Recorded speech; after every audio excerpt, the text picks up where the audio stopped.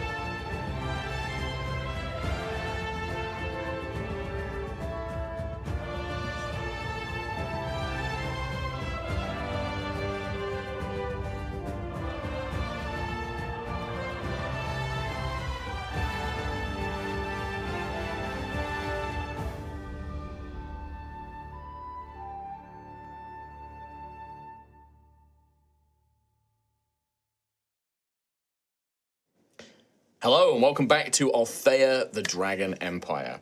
Our heroes explored the tunnels beneath Ashenrest, discovering that the catacombs beneath Bright Shadow Cathedral and the old sewers had been joined at some point in time. Unable to find signs of Morris Goldsight or the lamplighters in the catacombs, the party frantically scoured the old sewers and set off a devious trap involving explosive demonic fuel, before running into a trio of mercenaries that had been positioned in an old water cistern. As the battle turned brutal for both sides, the mercenaries decided to parley, agreeing to end the conflict and leave without further bloodshed. The heroes paid them to reveal some additional information before they left, however, and the mercenaries, a band called the Iron Crows, revealed that they were paid by Tobias Later of the Lamplighters Guild to protect Morris Goldsight and aid them with some plan to affect the large Everlights built into the town's watchtowers. Morris was alerted to the party's search of the tunnels and fled with a couple of other mercenary guards to the final tower he had to work on. Injured and having already sent magical messages to Sir Griold, Knight of Northvale, the party decided to head back to the catacombs and the cathedral, hoping to meet with the knight and gain aid. They encountered Sir Glory, a holy knight of Pyrrhus who mistook Ophelia for an undead creature, but quickly clarified the situation. Escorted, they headed to the town and met with Sir Griold, but before any action could be taken, the Everlights of the Lamplighters Guild switched on as night fell, and with that, a sickly yellow-green light descended and engulfed the town in a dome of magic. That is where we pick up today. You are all stood just outside of Bright Shadow Cathedral, having literally planning to make your way to the Duke to assemble the town's guard, to go and investigate these watchtowers, to find Morris and maybe stop them, when you see this happen. As you stand outside on the elevated part of the town called Duskrise District, you can see Ashen Rest spread out before you. The sickly green-yellow dome having encompassed it entirely.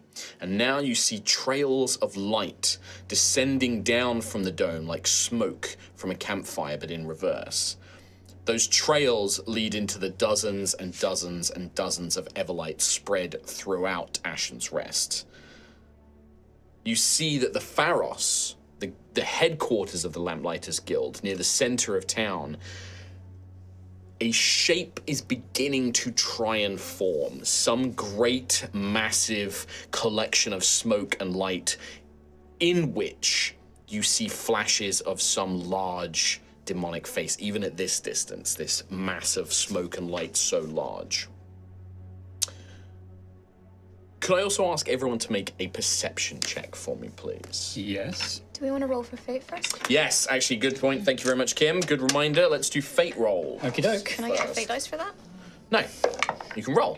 Oh, a 6. 6, that is a dice for you. Bloody roll, bloody 6. That's a dice for you. A 4. That's a dice for you. Wait, I just commented, but I did get a 4. Well, then that's... okay. I got a 3.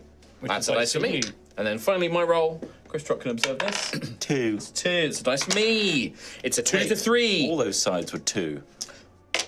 Trick dice. So it's a 2 to 3. So fate slightly leans in your favor. Yeah.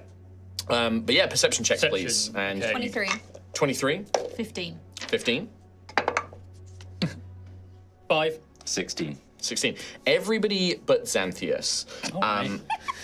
You would all notice, looking at this scene of sort of horror in front of you, Ophelia and Rowan, you notice that in the streets, because you are elevated up on Duskrise, that the only thing that is on an equal level is really some of the tall towers, like the Pharos and the Coil of the Empress, but also the Ducal Palace. They're kind of on the same level as Duskrise, but the rest of the town is lower.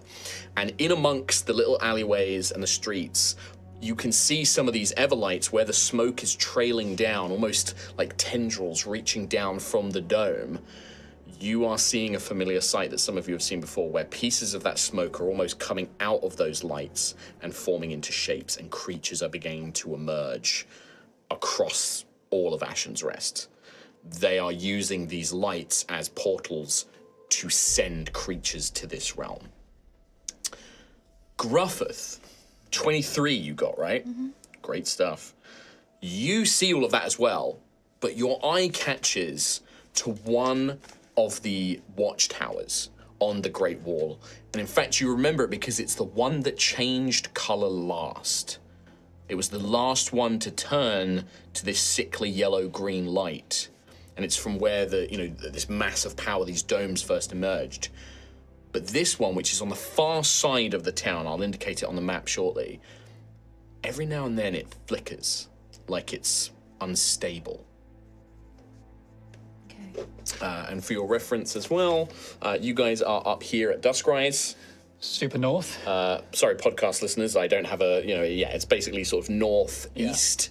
The tower that is flickering is on the far western wall. It is this one, near the tawny field. So between us and that, there's 1, 2, 3, 4, 5 lights we'd have to get through if we went along the wall. If you went along the wall, yes. You could also come down through the town, passing things like Blackwing's Tower, the Central Plaza, the Forge, which is the barracks where most of the guards are, and in fact, and then making your way Hopefully through. they're we would also be passing Pharos, right?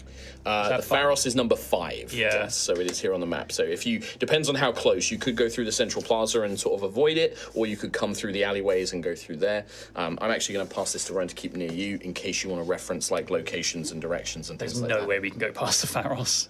That's got to be the worst. Can't read maps, guys. Oh no! But that is, but Gruff is the only one to notice that watchtower, and like I said, it is. Sure. Yeah. It feel like you watch it for a moment, Gruff, and it's maybe like once every like 20 seconds, 30 seconds, 40 seconds, it like flickers as if the smoke is struggling, like something's blocking some of the smoke pouring out of it, and then it refills back up. And again, it was the last one to change as well. Okay. Ron's gripping his head. What do we do? I don't know what we do. Okay. No, I've got nothing. I've got nothing either. Demons, they're forming. I can see the smoke. They're everywhere. This town reeks. One thing we must... Hello, my name is Gruff. Introduce yourself. My name is Gruff. I'm from a little village called Tremoro. One thing we must do is have heart. We know these demons, they are summoned by fear. They feed on fear There's so to many. send energy back and bring more. No, Rowan, you must be brave. Brave, courageous. Right. Think of what makes you happy. You guys, There you go. you're here. As I think, Gruff, you kind of doing this very heroic speech, that's the kind of point where you do see poor Daisy is struggling immensely, just overcome with fear. She is like tucked herself, either stood behind Gruff or Rowan, like she is terrified. She's trembling with fear. And you just hear like, there's just too many. And you can see her starting to really freak out. Behind them, you see that the others, there was Sir Griold with a couple of soldiers. He'd brought them up with him, as well as Sir Glory, the half-elf woman who is a Holy Knight of Pyrrhus, and some acolytes. They are just taking in the scene, kind of stunned a little bit by what's happening, but it doesn't take long for a kind of veteran knight like Sir Griold to kind of take a bit more of a command. He kind of snaps out of it. It's like, we need to get word to the Duke. They've definitely noticed this. You said that the creatures coming out of them, they're demons. Yes. Well, no, they might not be. We know that they're linked to the twin pits, and we were trying to figure out which pit it was. But I think we might have it. The Fair Light. It's linked to Diablos. Diablos is the pit of suffering. Can anyone remember if that means it was demons or devils? Blackwing was talking to us about it. Demons. I believe it was demons. Anybody can make an Arcana check if you want to be sure. 16. You can also just assume that what you know is true, but if you want to gain knowledge... 16. 19. 19. 19. Yeah, anybody who got over 15, Rowan is correct.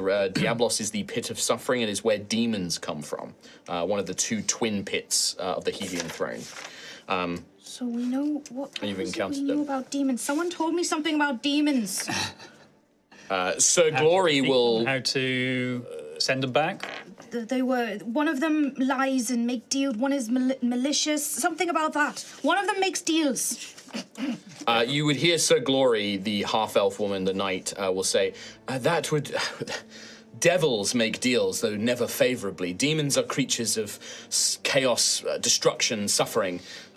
They do still make... Any planar creature can make a deal with mortals.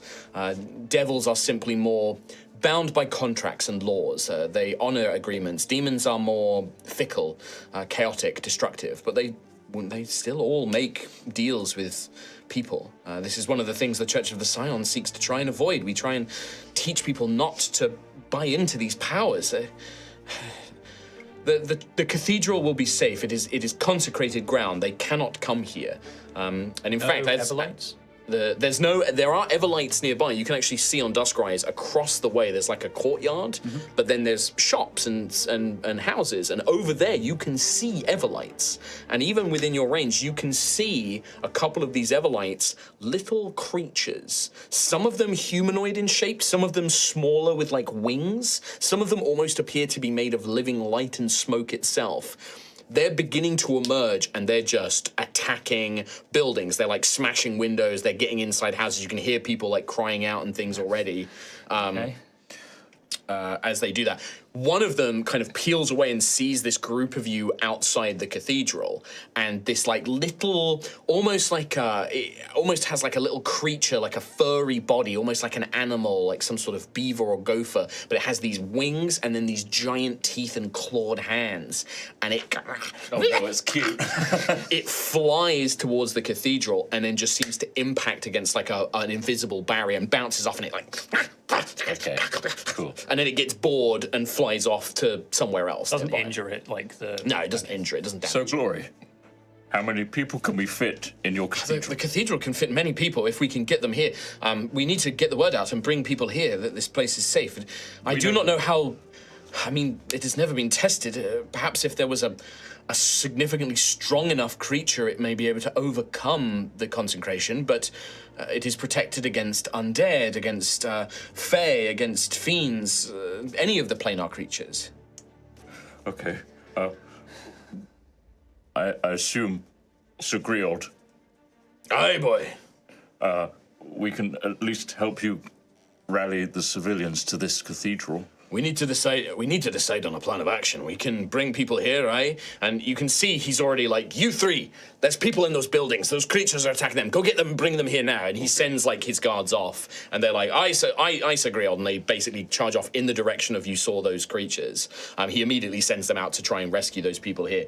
He's like, that's fine. We can send word. The Lord Marshal will rally the town's guard, the Duke's guard already. I'm sure that he's already preparing what forces we have. There's maybe 40 or so guards here in Ashen's Rest with a few elites. We can muster them, but these things are everywhere. Maybe there's a way to disrupt this dome. That's the thing. You seem to know more about all of this. We need to find a way to stop whatever is happening, or get this dome. Does it keep people in? Does it keep things out? How does it work? One thing we know is that the lamplighters have been fixing these magical discs in the Everlights, and that's part of this summoning, opening this gateway. So we need to smash the Everlights, including those big ones on the wall.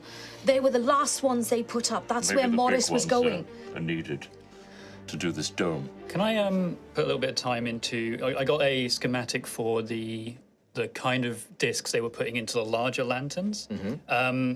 Could I put some time into figuring out... I know that remember, it was only partially recovered because it was burnt. It was partially burnt. You can try. It's going to be difficult, though. I was wondering if I can either find a way of, like, the effect of disrupting it, I suppose, over... Yeah. Or just smashing it, what would Blunt happen? force trauma. Yeah, absolutely. It would be a Arcana check. It is going to be a disadvantage because the schematics are damaged. Yes, that makes sense. Basically, blunt you do have fate. trauma or finesse. I'm going to remind you do have 3 points of fate as well. If you Oh, want. we have 3. Oh, Yeah. sorry, you flipped them around. It confused me. We're over there. I will use Earthquake. Fate. You're sick. Because I think the proper way of actually dismantling these bigger lanterns is important. So yeah, disadvantage, Arcana. Did you spend one? Sorry. Yeah, he has. Yeah. Wow, that's rough. I got a 7 total. 7 total. I rolled The- so low on every dice. The schematics are too badly damaged. I mean, even with a 7, there's things that you'll know, but how much of this information is reliable, or how much? Yeah, it's all kind of. But Okay. one thing I will say that you would suspect is the looking at these watchtowers now. It is not going to be just a case of just destroying them or things like that. Especially the ones that are fully powered or like fully activated. They're probably not going to be so simple. Now that you look at them and you see the same thing Gruff does. One of them seems unstable. And that one, you think, if any of them have a chance of maybe being disrupted, like that one's probably the most likely. Yeah. But how exactly you go about it, you're not even sure. You don't know what the dome does. The other thing you can tell is things are building to something. That storm of smoke and light around the Pharos with this face is becoming more solid and changing shape and growing. You don't know how much time or anything else. But Sir Griald will just continue. He will basically say, "We can. If I imagine that the Lord Marshal and his forces, they'll be focusing on trying to protect the civilians from these things." And he points down into the city where you can see packs of demons are now like chasing civilians and things like that and kind of attacking en masse. Fires are starting to break out everywhere. The Lord Marshal will focus themselves on protecting them. He'll gather them in places that can be defended, but that will only go so far. There's only so many troops. We can't dedicate everybody. If we abandon the people to go and destroy the watchtowers, we'll lose people, a lot of people. I think it's... honestly, in my tactical assumption, right now, let's assume that us here and Sir Glory and the people of the cathedral, we're probably the only ones who have any capacity to take down these watchtowers. Let's assume that the Lord... Now, hopefully, Duke Ignatius, he'll take care of this. Whatever is going on, and he points at the Pharos, whatever is happening there, the Duke and his children will deal with that. But if there's a chance that these watchtowers need some other magical knowledge or something like that, we may need to go and do something about it. Okay. I think our greatest chances is with that last light that came on, the one that's flickering. There's something wrong with it. Well, then we've got a couple of... We either need to go through the city, through the town to get there, or we go along the walls, but I'm not so sure about that last one. Those things, and you can see that on the watchtowers, like, these are the biggest. There are other shapes, like, there are shapes coming out of those as well. Like, there are demons coming out of the big watchtower lights as well. Group huddle. Ron puts out his arms. Okay. With Griald? No. Okay. Griald will turn his attention. You'll see that Sir Griald and Sir Glory start conversing about what they're going to do, basically. What are you thinking? Hello. Hi. How's everyone doing? Do I smell? Terribly, but it's fine. I smell We'll be terribly. okay. No, No, you're I'm great. terribly, but you smell fine. Trying to see the bright side, trying to stay Yes. positive, like you said. I had a thought. Okay. Yes, Okay. We're exhausted. We need to rest. yes. Can't rest. Not with the time that we have. But time's funny in Blackwing's tower. I wonder if it can be funny in our favor. It's slower or quicker, whatever it is. I don't know what it was, but it felt weird. When you went in and came out, it was a blink. I was in there for a long time and came out Yes. after a short time. Maybe we could get there, but that's the other side of the city It's from... not. It's kind of... We come down here It is very close to us, actually, you're right. and we go to Blackwing on the way to the flickery watchtower on I mean, the we west. also have the Fellite that Blackwing was looking for. Maybe we can ask for some assistance there. Maybe It might be Blackwing in can their help best us. interest, considering their tower is here and covered in a green dome, that they want to help. We might be able to spend some time there to rest, but we need to stay, to recover all of our energy. We need to be there for a long time, around 8 hours. Either way, we could use them as an ally. It doesn't hurt, It's on the way. yes. And worst case, we just keep going towards the watchtower and try and bring it down. It may have some kind of healing What as do you all well. think? There might be able to be, like, some of the priests here might be able to heal us or something as well. We could ask them before we go. Okay. It's more my magical ability is dwindling. What about this shield thing that No. stopped that creature coming in? Is there any way that can be expanded? It can be moved. It can be... It's holy ground. It's the power of prayer, the power of saints and scions. I don't think it can be moved. Okay, well, at least there's one Unless place. you have a prayer in your heart. Are you converting? No, You actually going to say your prayers now? let's not talk about my heart. You see, this is what... This is the power of faith, my boy. Well, Have you convinced your sins? You have, actually, so... at one point. Okay. So we could try, if we find anyone, we might be able to carve some kind of path. I mean, it seems like any demons that get defeated just come pouring out of the same lantern. But breaking the lanterns will stop them from coming out from that place. Break them as we go. So we can find a way to at least carve a path. Anyone we see, civilians we can find along the way, we send them back here. That's safety for them. But we must push forward. Yes. But Blackwing might be able to offer some kind of assistance, maybe not. But once we're at Blackwing's tower, we need to make our way to that tower in the distance.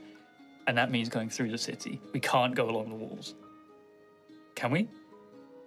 Not if you want to fight a whole bunch of demons.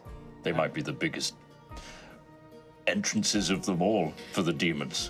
I mean, yeah, just based on the size of the lights, by the way. So imagine like an Everlight on the street lamp is kind of like a street lantern size. One behind you. Well, yeah, they're kind of similar to these kind of size, maybe a little bit bigger. The ones on the tower are like Lord of the Rings. The beacons are like Lighthouses. massive. They're not quite, like similar, but they're big watchtower lights.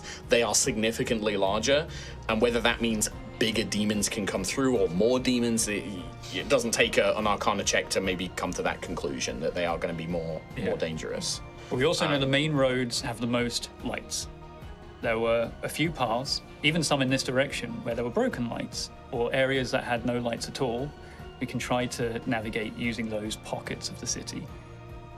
They would be the safest. So alleyways, back routes, the sewers?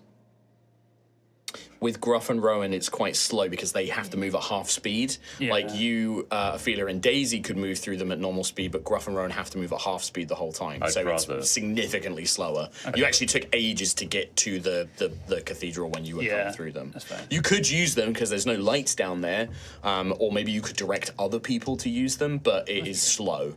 It could be a place for people to hide as well, potentially.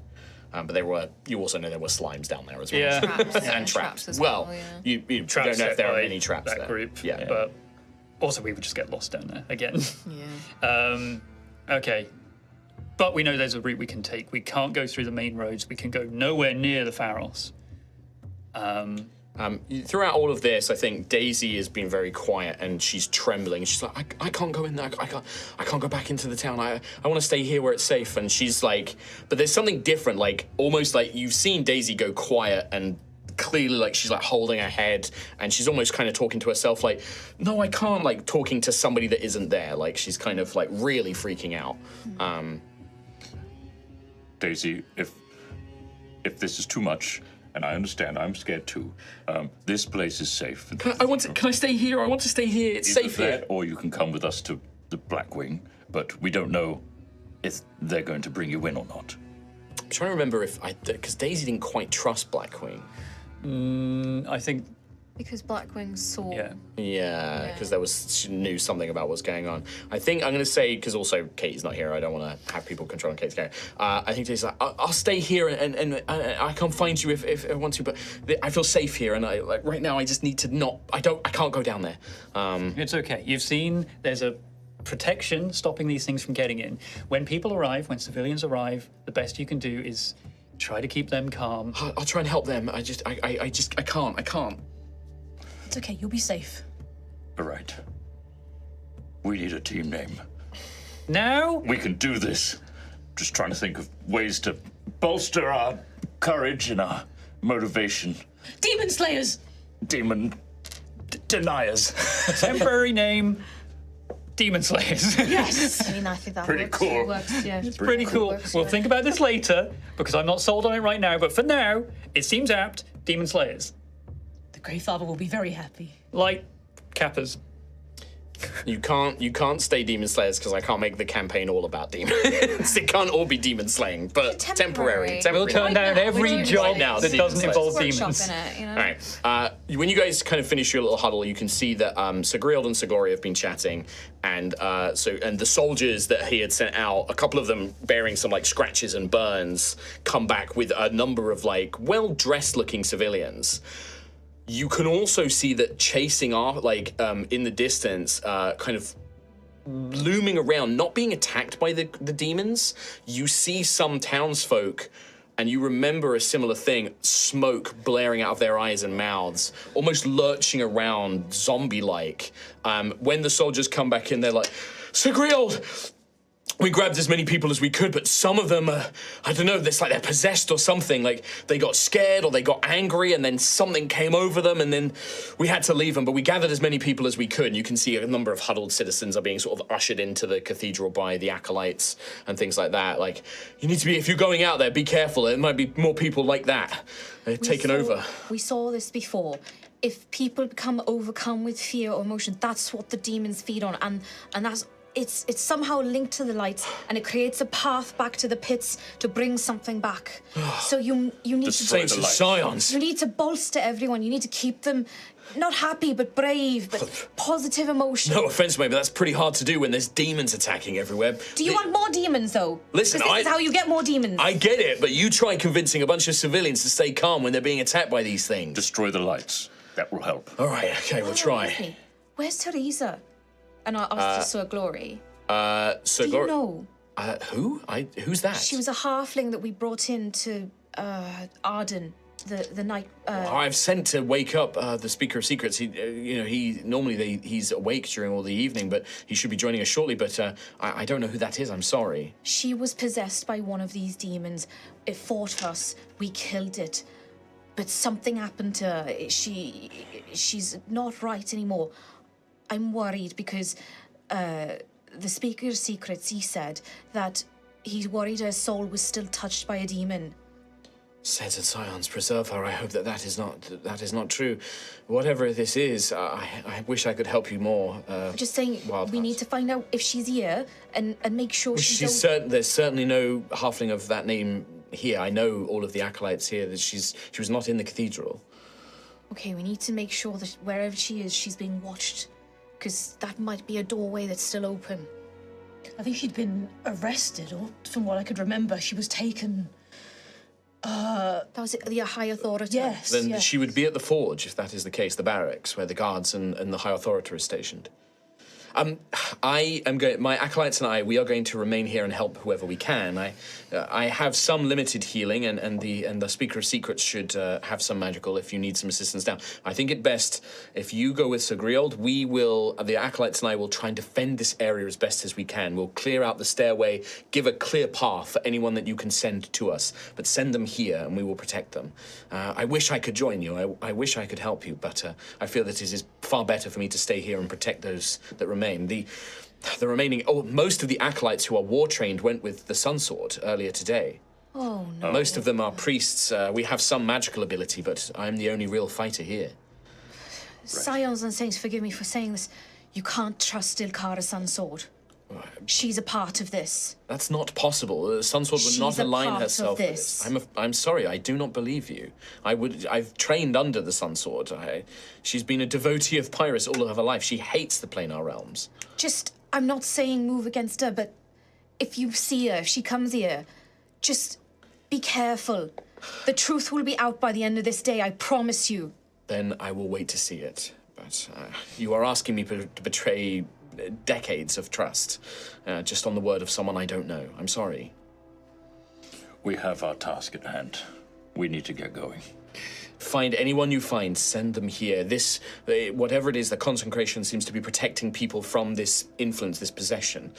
We don't have any other lights nearby, so if they are here, they should be safe. Send them here. Can you heal me?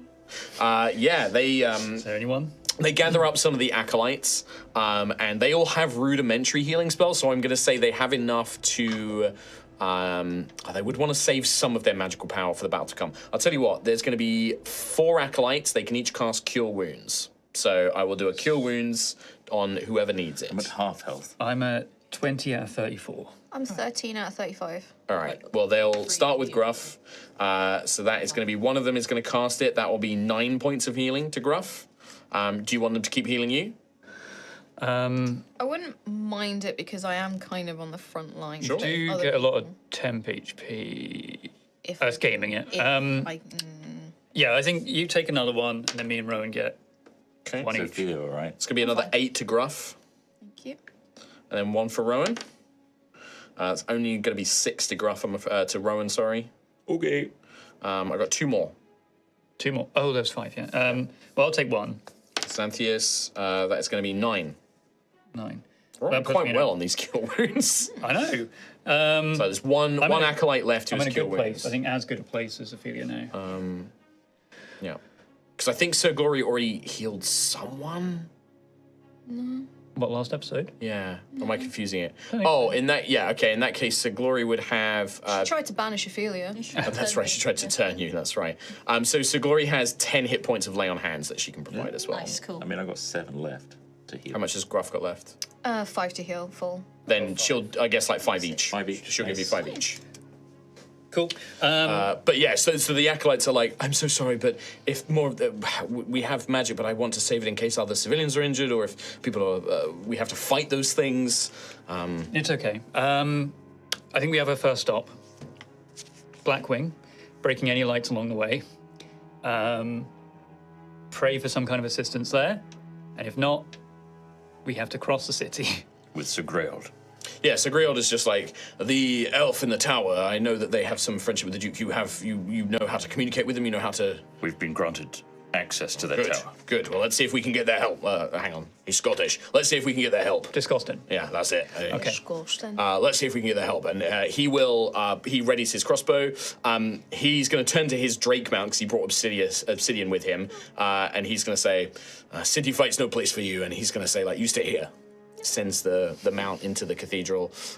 He's like, Very specifically, not Obsidious. no, obsidian. And I'm annoyed at myself for calling his mount obsidian for that very reason. But maybe he's just a big fan. So Maybe that's he's just a why- big yeah. fan. I believe that of all the people, Kimberly Richards should have this. As a battle ally, Yes, you will absolutely. have Sir Griol. Control of Sir Griol. Oh my So god! he's going to work as a battle ally. The way that this is going to work is on Gruff's initiative. You will choose if Sir Griol goes before or after you. He can perform. He can do move actions, bonus actions. His main action is his signature attack, or he can use one of his abilities. One of them, I believe, is a bonus action. He doesn't one of take them is like an a action. full turn like a player. He kind of gets like a full turn, but he has very limited choices in what he can do. He has like skills, he has saving throws, he has everything else, he has hit points. Is he like a paladin or a hunter? No, he's kind of like a fighter. He has like limited ability. He has a crossbow with his signature attack. He can do like a marksman shot where he does more damage, but then his speed becomes 0 until the end of his next turn. I see. So it's like he has to like, lie on the floor or set up and take a shot. And then he can also do nightly inspiration, so he can give you temporary hit points as a bonus action. He was the guy on the roof. No, the guy on the roof was guy on the roof. Roofman. I'll never Saying he reveal. has a crossbow. I'll never reveal. The only person we've only seen 2 people with a crossbow. But he is. They have to be the Was same. he a dwarf though on the roof? You don't know. Can't He's tell. a mysterious figure. It was. He does have a good AC and he has good hit points because he is like a AC. fightery type as well. Yeah. Okay. But yeah, he also will make death saving throws and things like that as normal. So he's not like an NPC, like a monster. He will get to make death saving throws and things like that. Okay. I'm going to say that Sir Griel cannot be affected by fate dice though. So like you can't add fate dice to any of his attacks or his saving throws or anything like that. Does that mean it can't be used against him? No. Okay, fine, sure. But like you guys can't spend. This is your Fate is character's our resource. Yeah. It's your resource, right? Okay. Whereas for me, it's so ill fate might befall. Okay, Griel. that makes sense. All right. How dare you say that? I would slap you, sir. I know. But he is going to join you. So you have control of him. And like I said, Gruff, he will act on your initiative and you choose if he goes before or after you, basically. Cool. Just to simplify initiative if Yeah. you roll it and stuff like that. Okay, all well, right. welcome to the temporarily named Demon Slayers group. Warriors of Light, Champions of Darkness. I hate all of those suggestions. Yeah, me too. Good. I think they're all copywritten. What about Lightbringers? No. How about Get ready for the how about we just stick to getting out of this and then you can decide. They're getting out of this group. Getting over it. Getting over it. The With scape- With Xanthias Oregon. the escape Sometimes. Sometimes you have to fail to succeed. We'd be the scapegoats. Scapegoats. Sure. We're the scapegoats now. Right. Do you want to get set on fire? Yeah? Yeah. Yeah? So my question is, for this purpose, Greatest of all time. Goats. goats, you have the map of the town. Goats. It's multi-layered. Crimea River, bro. if you're traveling, so I'm assuming that you want to head to Blackwing's Tower, Ravenstar Spire It first. should be pretty. It is like, very, very just close. just down the stairs. Yep. It's like Just 10 down the minutes road. away. It's just Yep. there. Just down. We'll just pop to shops. Ultra shot. We're going to go down the steps of Dustrise. And then basically straight to the Straight tower. to the tower. Now, obviously, that is a short distance on the map. It still represents like a few minutes of travel and things Yeah. like that. Because the town is currently in the state of turmoil that it is in, whenever you travel from a location to another location, there's going to be a couple of steps to this. The first thing we need to do is decide if there are any waypoints along the path. So say you said we want to go from Blackwing's Tower to the Watchtower. Sure. I would want you to show me exactly the path you're taking, and if it's say like, oh, we go past the Grumpy Hog, that might become a waypoint, right? So we split the pick up journey all of it. down. I was going to say, do we want to pick up allies like That's your on little the kobold coast. friend? That's on the coast. Like, who's Yeah. sorry? Your kobold friend. No, His your kobold kobold friend. friend. I'm sorry. I never met him. I'm sorry. Riverside is where they are, which is really far. Yeah, that's quite far out. But yeah, this is a good point. Like, if you guys want to go to any other places, keep in mind, and again, I know this is a lot of stress, there's a lot going on, it's quite stressful. Things like, if you don't go to the, what is it called? The tavern? Clever. Clever Toad. Toad. If you don't go there, there is a chance that like bad things might happen. It is a chance, right? It depends on not that how long far. you take. It depends on other things that happen. Trying to remember. There. That sort of area of the city, though, was very lampless, wasn't it? It was Yeah. They had started putting more lamps in it Well, we because that's smashed all where the you lamps. went to like start installing them. So like this side of the city is safer than. I'm going to tell you that, It's still, like- I would not count like areas as Nowhere being is safer or safe. safer. Nowhere. Nowhere is safe. I know. I just mean like, yeah. This is very much But we just going to also be can't down stop to everywhere. no. This is exactly it. You have to pick where you want to go. If you say want to grab allies, where are you going? Who are you going to try and grab? Those allies might be in a situation that needs you to help them before they can join you, or you might need to rescue them, or you might get waylaid along the way. I am wary. Not to video game it a little bit, but this Yeah. is going to be like a moving I am around wary map that and the stuff. Sister Inquisitors are wiped out post ritual. Malady was very wiped out. Yes. So like, and were they staying? They were staying at the tavern Grumpy Hog, in the yes. center. put But them in the sewers. they would probably be allies that we are like most. That would be most at threat, I would say. Yeah, probably. Benedicta will help, True. but Yeah. wouldn't leave Malady probably. Where was Pharos again? Faris is number 5. So sort of It's very close Right by. in there. right next to the center, but in between the center and the yeah. tower we're going for. Things like the Stonemasons Guild, like the Oracle of the Stonemasons Guild. Things like the Forge, the High Authorities, Aaron Tekis is there. We need to get coffee. The Latte Fun. Available on merch. Keep going. Now, I'm not saying that, like, if you don't go somewhere, they're all going to die. It's going to be the worst thing possible. There is just going to be a chance that things happen. We can remedy stuff. Yeah. But we know that the first job is you're going to Blackwing's We're going to Blackwing. Yeah. So what I need is for you to decide, every time you make one of these journeys between points, between waypoints or between locations, I need you to tell me who's going to be the vanguard. So this is the person who is at the front. Maybe they're leading the way. Maybe they're scouting ahead with stealth, things like that. Gruffith.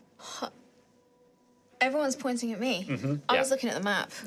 I wasn't looking. I was That's looking very at the vanguardy to me. I guess I was already scouting. So Gruff and technically Sir Grield will be acting as the Sir vanguards, right? You and Sir Griod at the front. That means whoever the vanguard is going to be the one that if you encounter something, they're the one who has to make checks first. to like deal with it first, basically, right?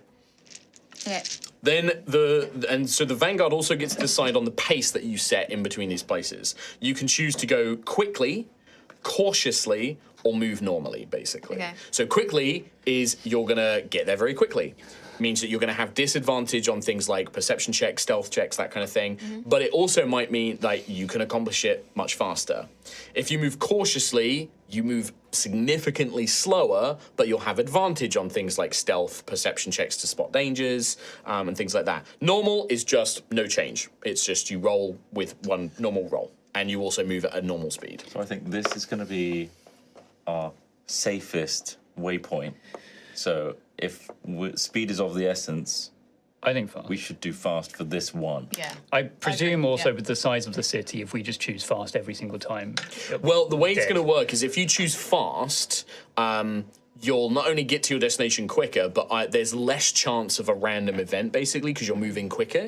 If you move cautiously, there's more chances of random events taking place because you're going slower, but you also have a greater chance at reacting to them quicker. Sure. True. Whereas if you move quickly and I roll a random event, you might stumble into it and be surprised. completely surprised or ambushed or Yeah. Bumble into something So it's a that risk. yeah. But it's I'm always just a wondering risk. if like exhaustion is a thing. Yeah, and that's the other thing. Yeah, if you keep moving quickly, you will slowly build up exhaustion. Well, I think it makes sense to. We want to get to Blackwing as fast as we can so we can take a good rest. Yeah. Yeah. Basically. I mean, Using, think of this one as like the trial journey because you got so close. The time dilation rest. Yeah, it's not as relevant. I'll be honest, it's not as relevant for this first journey to Blackwing, but I just want to establish the rules. Yeah, now. no, that's fine. Cool. I'm into it.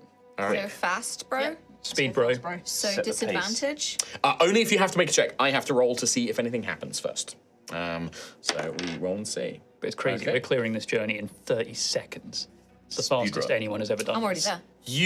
there. With haste, you make your way down the steps from from the Duskrise district, and you quickly run along the streets. You do find one of these Everlights that is spewing smoke along the way. What do you guys do about it? Like as you pass it, like you said, you wanted to destroy Smash it. them. Yeah. Okay, so does like Ophelia just charge in, like try and wreck this thing? Just try and smash it. So what you would find is, unlike before, like the lanterns that are actually corrupted, some of the Everlights clearly don't have these discs in because they're not being affected at all. The ones that are almost have like smoke trailing off them like a candle, and it connects to the dome. So imagine like these lines all pulling up into the dome. So you can see the ones easily which are affected. When you go to strike it, that smoke almost rebuffs you. Like it is making it you cannot damage it with a mundane weapon. Cool. As you are trying to strike it with this attack. The smoke is protecting it. Veracity and mundane. Veracity is a magic. Actually, that's a good point. Veracity is a magical weapon. So, but it doesn't apply like any radiant energy or anything like that. It's just a magical weapon. I mean, I would certainly try to firebolt it from a distance. yeah. But like, Combined efforts, you guys can destroy them. It takes time. Okay. So through working together, firebolts, magical weapons, you can destroy them. This one didn't have any creatures around it immediately. Maybe they've run off somewhere. It is possible to destroy them. There is a chance if you stop to destroy them, they will spawn enemies. And it does take extra time for you to destroy them. So I'm going to mark off one time, basically, segment. I think we would definitely take the time to finish it off. Yeah. Yep. I don't suppose in some. I know this is one lantern across maybe hundreds across the city, but like, Yeah, dozens does and it have dozens. any impact on the trail that hits the dome? Not these Yeah. small ones, no. The dome itself seems unaffected. Sure. But it does mean that basically, yeah, this one is, you've basically cleared the safe route back. Yeah. So if you encounter any civilians, you can send them back and you don't have to worry about them maybe being at risk, basically. All right. But yeah, you make your way to Ravenstar Spire. No encounter, no events happen. Okay. You reach there. What you do see is Ravenstar Spire itself. When you arrive there, you can see a pack of these like demon-y creatures, similar to the ones before, almost bestial like their bodies. Some of them have like rabbit-like bodies, some of them like kind of short, furry creatures, these hideous kind of demonic wings, big mouths, teeth. Some of them almost look to be like living smoke and light in the shape of almost like an impish, mephit-like creature. Some of them are the more humanoid ones that you guys fought before, like the actual kind of devils with the pale, sickly yellow-green, pale skin, armor, weapons, that sort of thing. You see a group of them are almost walking past the tower, ignoring it. They're just almost as if they can't see the tower itself.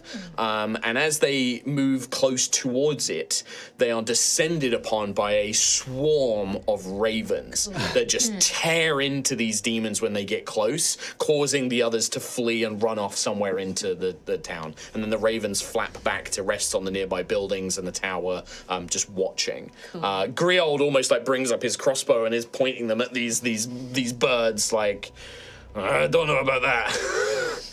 It's okay. It's Blackwing's defense, I assume. Yes, it absolutely is. Is it worth shouting at? It doesn't matter. Blackwing, we intend to enter the tower, if that's okay. Send us away if not. You see the door, like all of you see that illusion of the pure, unbroken wall morphs and shifts, and a door appears. And Sir Griold kind of like cocks his eye as he sees it as well. Oh. Okay, we can go in here. Time will be a little bit different, slower, hopefully. We can talk with Blackwing, figure things out. Good? I'm going in. Bye. Yeah, you step in, you have that same sensation of you open the door and step in, and that same sensation of being pulled to a different place, being sort of sucked into a place that you weren't. Everything goes black, and then you find yourself in that translucent, blue, ethereal living space. The strange, silvery white wooden furniture, soft cushions, gauzy drapes. You can see the little herbarium and flower garden that's been set up on one corner of the round room. And when you enter, there's this faint, ethereal, elven music playing. It's so much different to the sort of chaos that is beginning to emerge, the turmoil outside, as you arrive in this utterly calm environment. And you hear a voice from up the sort of spiral staircase. Welcome, one and all. Blackwing, long time no see. Sorry for charging in like this. No doubt you can see the chaos that's happening outside. Oh, yes, I am well aware. We were hoping to ask for your aid in quelling this threat before it takes over the city. We know that time works You're laughing, okay. You see the sort of long, slender legs, the long black cloak as the figure sort of descends the stairway. There, again, that kind of whatever your characters think of as an elf is what initially appears. But as they cross through some of these moonbeams and the shifting lights, their appearance almost seems to shift and change as they descend their way down. You see Sir Griold's kind of eyes go wide. Probably has never actually met this person before. But yeah, Blackwing descends and says, I believe I told you, Xanthias Oregon, I have very little concern of the matters beyond my walls. I am making sure that these foul things do not interfere in my sanctum. But I have no intention being involved. This is not my business. But I consider you a friend, and I have promised you all aid and sanctuary, so you are welcome to remain here if you wish. Do you not care about the rest of the city at all? No. I have lived more than lifetimes. I have been in worlds. I have faced these creatures before. I am only here in your realm because I had no choice. I care for very, very little anymore. I respect the honesty, I suppose. We could offer something.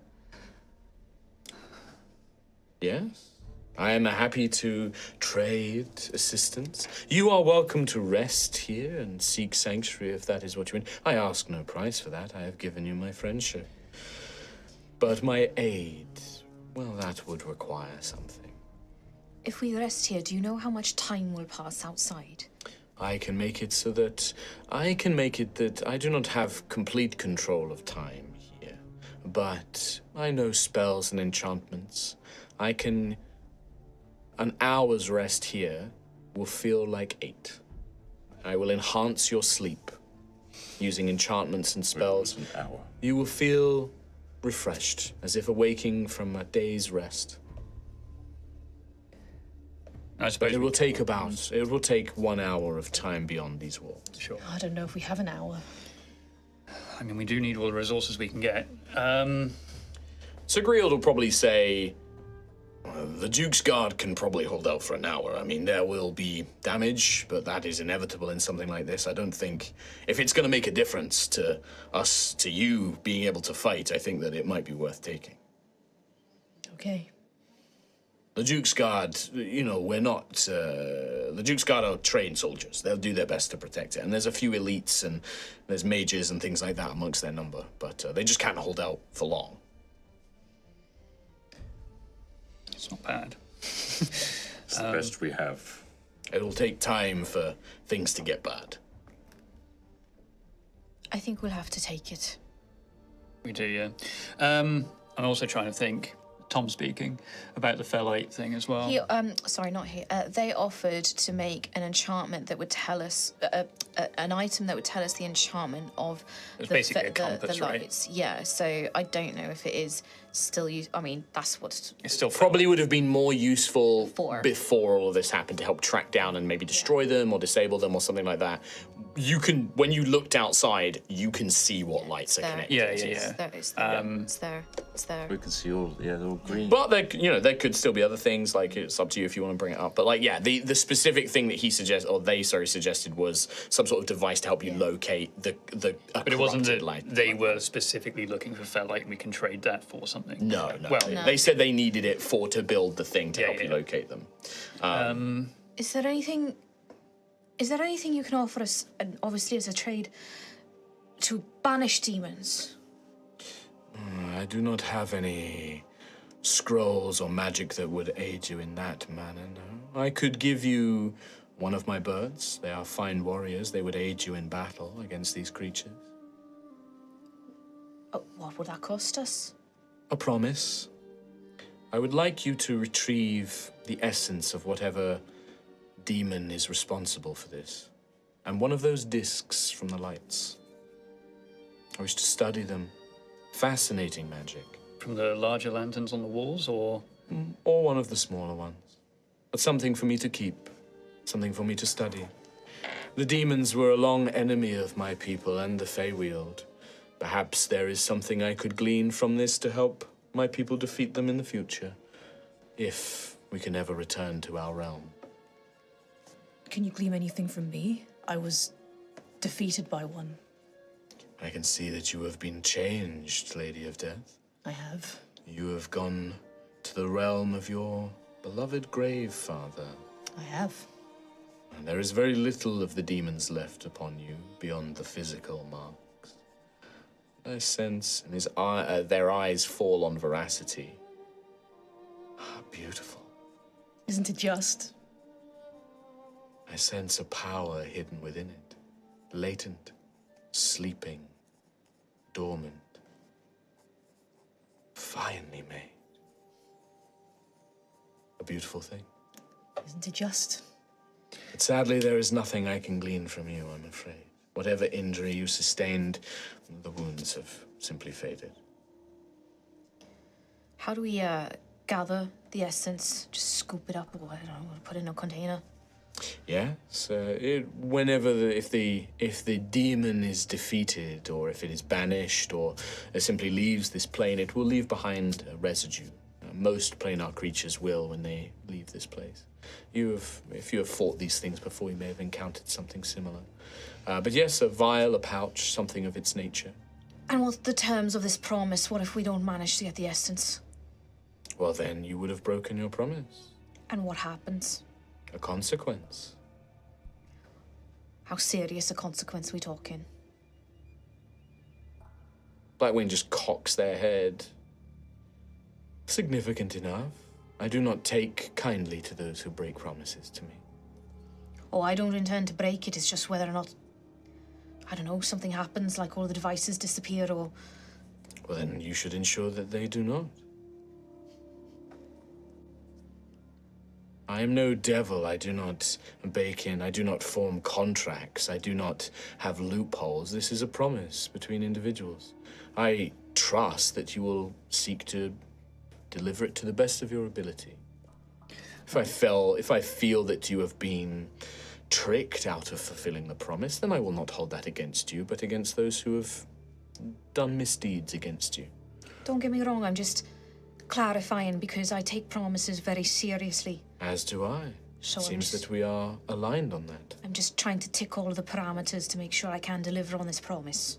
Your heart's promise is what matters to me most.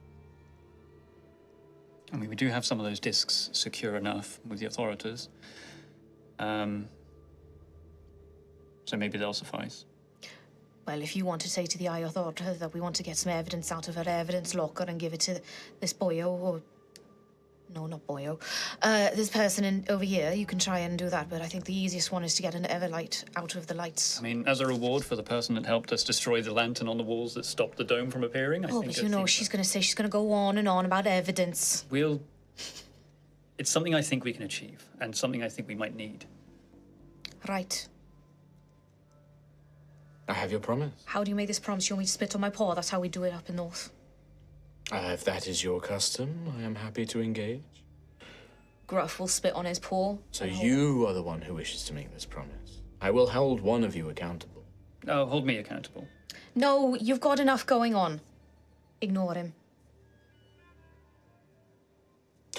Blackwing is looking at your hand and their hand and is like, oh, okay, is this how you mortals kind of do it? There's definitely they've never probably shaken hands before. I've also just spat on my paw as well. Oh yeah, Blackwing spits into it as well. It smells very beautiful. It smells like floral perfume, yeah. And then cat food.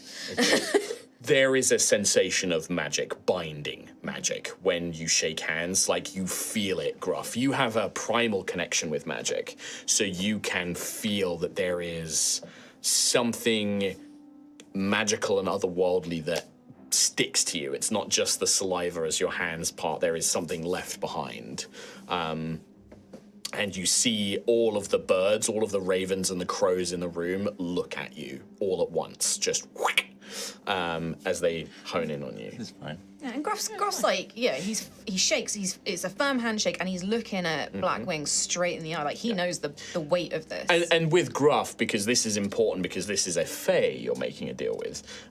This is your heart's intent is to fulfill the promise, and the promise is you will basically provide them with the demon's essence and one of these light discs, right? This isn't a devil contract where it's like written out and loopholes and things like that. As long as you fulfill the intent of the promise, then Blackwing will consider it done. If it does turn out that like you can't get the essence and it's really genuinely not your fault, you're probably okay. Yeah. Blackwing might ask you for something else to make up for it, but generally you'll be all right. Yeah. With that, they reach over to their beautiful mantle of black feathers and they pluck one of them. And you watch as they begin whispering to it in Elven. They begin this beautiful, and as they do, you see that one feather, multiples begin, like spectral ones begin to form around, and then they become thick and dark black real feathers as a large raven is manifested. I didn't catch that. And that's what the raven says. That's what the raven says. I didn't catch that. Fucking silly. But you watch as this bird takes shape, and then in Blackwing's hand, they come to life. The bird sort of like, as if woken up from a nap. Kind of twists its head. And kind of makes that crow, that sort of, that kind of croaky crow raven noise.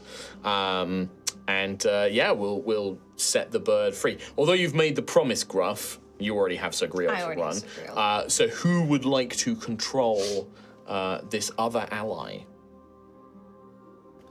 I can give it a go. Yeah?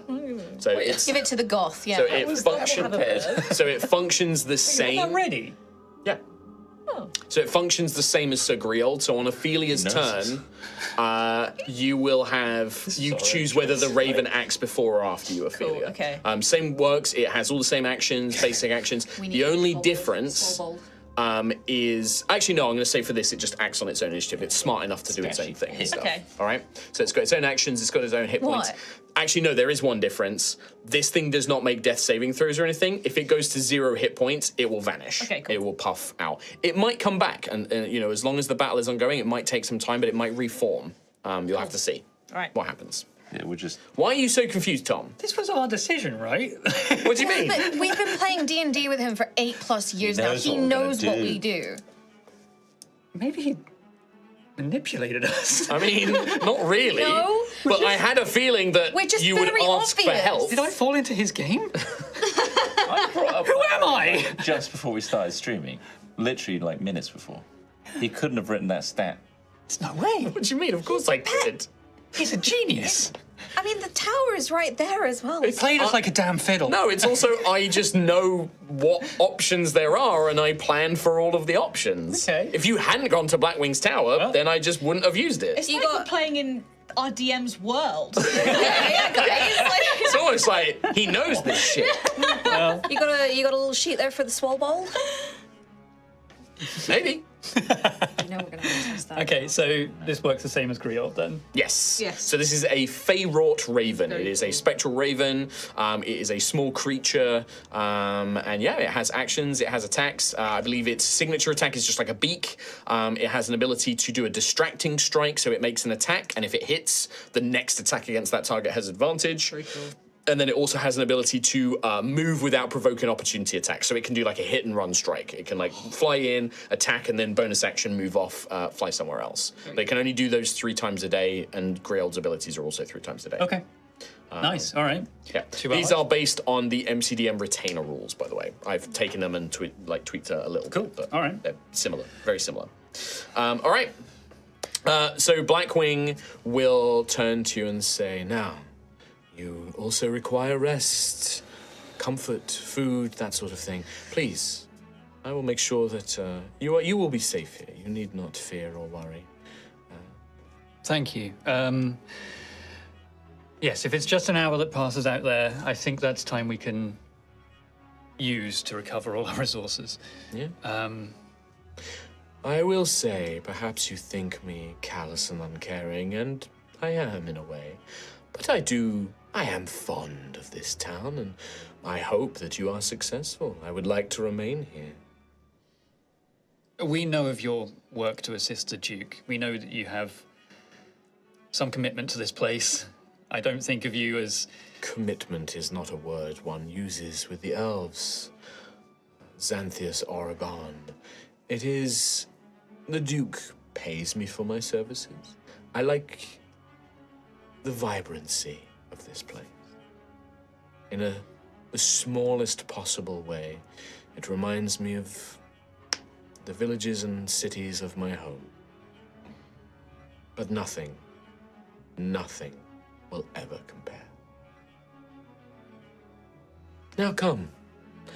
With a wave of their hand, the furniture that's like these beautiful silvery wood, like whitewood chairs and cushions and things like that, it all twists and reshapes itself into like long, almost like chaise longue kind of chairs that you can rest on. One is lengthened for Rowan specifically. The others are a bit more sort of normalized sizing. There are plates of food and carafes of wine just appear in the tower as Blackwing says, please eat. It is part of the magic that will enable you to rest. Drink, eat, and then close your eyes and rest. I sleep with my eyes wide open. I don't know. I love Blackwing. It's that thing of, right, they're a very alien being, right? Like, they are very otherworldly. This is just not their world. Yeah, Like, and they just don't care. Like, they're just I get like, it. why would I care about it? You know, it's... I've lost my... I'm no longer immortal, and I've just lost everything I care about. completely like true detached. neutral. Yeah, yeah. Yeah, I think Gruff gets it. Yeah. Just like, met people like that before, come to an age where it's like, yeah, some people just, that's their agenda. And Yeah. you're not going to convince them otherwise. So Yeah, that's it. just get on with it. So he gets on with it and starts eating. Yeah, the food is fresh and crisp and delicious. You drink, it is wine or water or juice, whatever you really kind of imagine Blackwing conjures it. One before a battle. All of you, Take Griot, hours. happily enjoys himself. He's like, big goblet of wine, drinks that. Oh, very good. Right? He's like, that's not bad, that. Helps himself, like there's sort of plucked, chicken meats and things like that, and happily helps himself to whatever food is there. Do we have any perception of the outside world while we're... Not while in here. There are Screaming. windows, but outside them, if you look, they're normally covered in like a gauzy curtain. Yeah. And it's very hard to see through it. Like the outside world is very, very blurry. You have to focus your minds to look out of it. So if any of you do want to look out, it is actually a charisma saving throw. Oh, wow. Nah. Yeah, I mean, I guess even just the blurry visage of it, it's like, it's not things moving swiftly outside. Some sort of forest in a landscape that looks so alien and weird to you. I see. It's not even the city, right? It doesn't look like it, no. Okay. Whether or not you are there or if it's an illusion, you have no idea. Yeah. Okay. Yeah, no, I think we could take the rest. Yeah, Rowan indulges Yeah. and rests well. Yeah, basically, as soon as you guys finish eating and drinking, you sit or lay down on these sofas or these couches or in these chairs, and it's like within a second you're asleep. You close your eyes and then you are just out. And your dreams, all of you dream. Even if you have abilities or reasons that you don't normally dream, you dream here in this part of this ritual, part of this magic spell. And the dreams are very, very vivid. They feel very real. They are full of whatever your characters would have as elements of liveliness, of life. Things, especially artistic pursuits, dance, song, painting, craftsmanship, lovemaking, anything like that, basically. Any sort of like element of life. Listen, it's the heart of the elven culture. I had an image. Yeah, that's fine. I am not sharing it. That's fine. Playing games with friends. Yeah, maybe. Playing games with friends, dancing, any of these kind of like pursuits of living, right? Yeah. You have dreams of doing those kinds of things. It takes place, all of the dreams though, one thing that is a commonality is they take place in a kind of woodland realm that is it's always that dusk dawn half light time, right? It might be a forest that you've been to before. It might be like a wintry forest, but it still has that kind of like, it's not quite nighttime, it's not quite daytime, it's that in between. The lighting is perfect, but it might be a foresty one for Iceheart. It might be like an imagined forest, or a forest near Osseous, if such a thing is. Maybe all the trees are dead and withered or things like that. It might be a forest near Rusten that you remember as a child, Xanthias. Playing a game with a red dragonborn. Yeah, there you go. For Rowan, it might be a forest like when you were out on, traveling the world, like something that you've come across before. But it is always that kind of foresty environment and that element. And yeah, anything that, whatever your character feels represents living life, something that they hold precious as a part of life, whatever that might be. I'm not going to ask everybody what their dreams are, because I'm worried about Chris Trott. Yeah. You said he was fucking a rock. Yeah, there you go. Drilled a hole in it, just went to town. You just got lucky and just found the right. Yeah. Yeah. This ruins Rowan's character. Nobody draw this. No, listen, nobody draw this. Not without consent. In a funny way, I'd like to bring up the dream. Rowan is almost like a Disney musical. So he's like playing his music amongst his forest, and the trees and the rocks and the lake are all contributing. Like little googly eyes. Song. Hey, Rowan! You having a dream? Hey, Rowan! Good to see you, pal. I love you, Moss. Scoops Moss. Oh, hey. And it's they're all voiced by well-known voice actors like Patrick Warburton. Hey, what's wrong, Hey, Rowan? What are you doing? One's like Alan Tydock. Yeah. Alan, he's in everything. Gee, Rowan, you look down. You're right. Things are pretty bad in Ashen's Rest. Well, Don't be so Rowan, no Play way. us a song. Yeah. Play us a song. Play us a song, Rowan. Yeah, we Okay. I love rocks and rocks love me. We're a big family. Hard fucking rock. Oh yeah, Rowan, yeah. I love it, Rowan. I love you, man. Just all of these trees watching. I'll let you have it. You know what? I'm going to let you have the silly moment. Everyone's crying. Tom is. Cut the stream. Tom is. Cut the stream, Don't Sam. cut the screen, Sam. Just get rid. Tom is. I want to point out, Tom is literally crying. Like he has tears in his eyes. Cancel us now. No, are you kidding? They love this shit, Kim. They love it. Say, except you're welcome. You're welcome. You will Damn. That's my dream. There you go. Lovely. Lovely. I really like the nice, wholesome Disney bit. Let's focus on that. The other bit is non-canon. That's non-canon. There you go. Disney After Dark. Same time. Kim, if you want to move it, Kim, if you want to move it on, a really good way is just to say what your dream actually is. That isn't I it? can't stop thinking about the rocks. Listen. Love on the Rocks. That's the name of the film. Perfect. Those two are gone. They're done. We'll carry on for like another 10 minutes, then we'll take a break. My brain's just gone empty. I can't think of anything. Oh, God. It's fine. They're just gonna keep getting set off. This is the worst it's ever been. Maybe we should take an early break. You can't look at him, can you? Can you even look at Trot? No, you can't. I've never heard Tom hit that pitch. He is like, it's like streaming. That's a new pitch. Oh, that's the funniest fucking thing. He's gone bright red. He's like not breathing properly. I need to go. Oh, God. You're right there. Reese had some tears, yeah? I'm all good. Laughter tears. Good, good. I'm sorry, carry on. Yeah, I mean, I'd love to. There's no carrying on from this. No? All right, well, we can just skip ahead and have everyone wake up. I can put you back into the horrible Wakes up demon smiling. burning. What's a cigarette?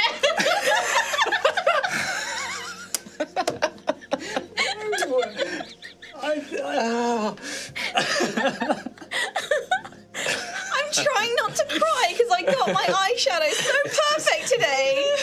He just got Gruff's pipe in his mouth. No, you put that pipe down. You know the scene in Wayne's World 2? Good morning, darling. It's just like in a dressing gown. It's got like a goblet of brandy.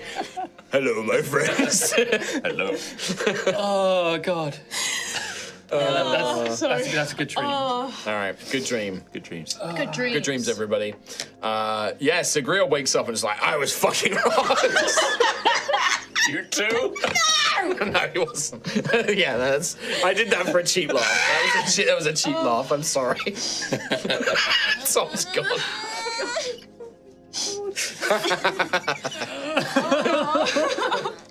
All right, I'll tell you what, let us take an early break. We're going to take an early break, and then when we come back, we're going to carry on, because I think it's going to get a bit more serious in the second half.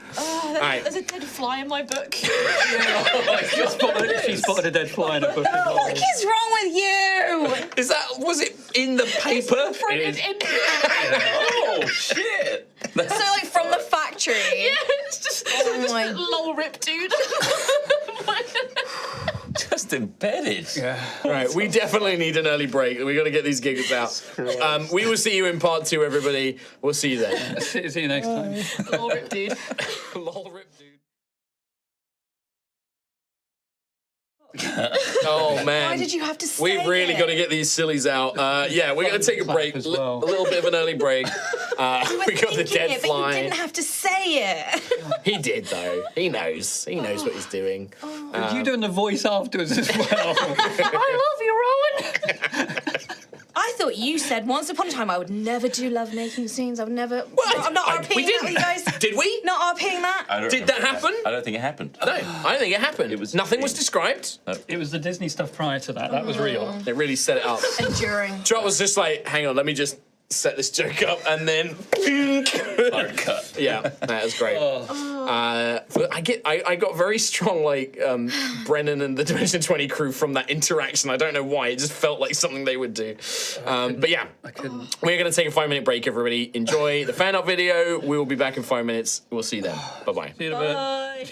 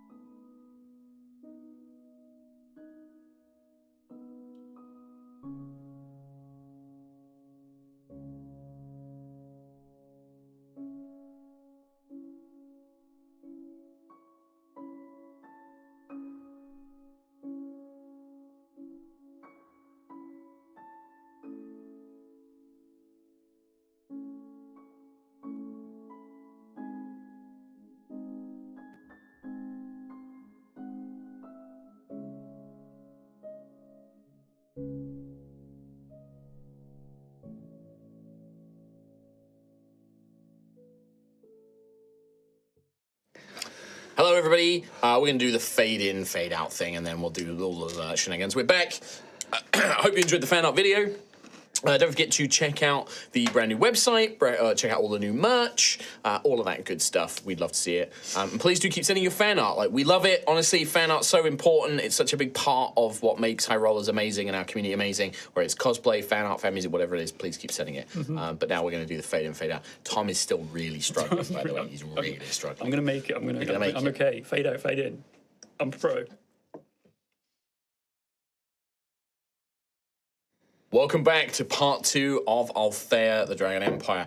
Our party are currently making their way across Ashen's Rest, which has been thrown into turmoil as demons are invading via the Everlights, the plot of the Lamplighters Guild having, manifested and is now taking place as we go. They've sought refuge in Blackwing's tower, and having secured some aid in the form of a sort of fey-made raven, a spiritual ally to aid them, they also partook in a ritual that helped them gain a full long rest. You may all now take a long rest, but for only 1 hour of actual time in the real world. Hell yeah. Good shit. Long rest taken. Woo! Yeah. Yeah, my boy. Good. Excellent. Done. All right. Spell slots back. Ding dong. Spell slots back. I'm alive. You guys should have gained half your hit dice, so you might have some hit dice left as well. Don't forget as well, if it comes up, you also still have a heroic short rest available. So a heroic short rest is, rather than it taking an hour, it only takes 5 minutes. Okay. So let's say, if you have a couple of encounters and you're starting to really feel it again and you want to take that short rest, you do have that heroic short rest available to you. Cool. Am I allowed to swap spells? Yes, you can do everything that you can normally do in a long rest, you can do right now. Cool. I don't know what spells I'd swap to. Well, very useful question to ask then.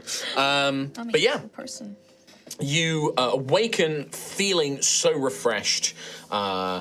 Blackwing sort of ominously just staring at all of you from the corner of the room, just stood there as if they've been watching you the whole time.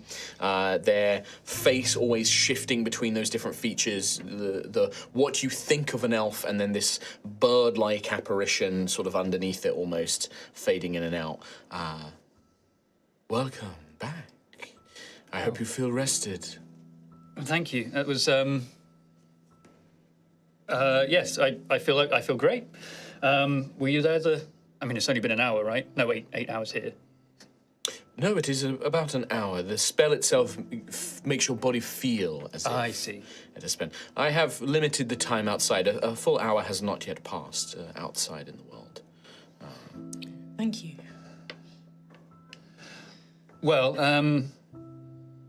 thanks for your assistance, but I think we should be going. Yes. As you can tell, things are not great outside. Progressing. I have been monitoring the events out in Ashen Rest. It is growing difficult.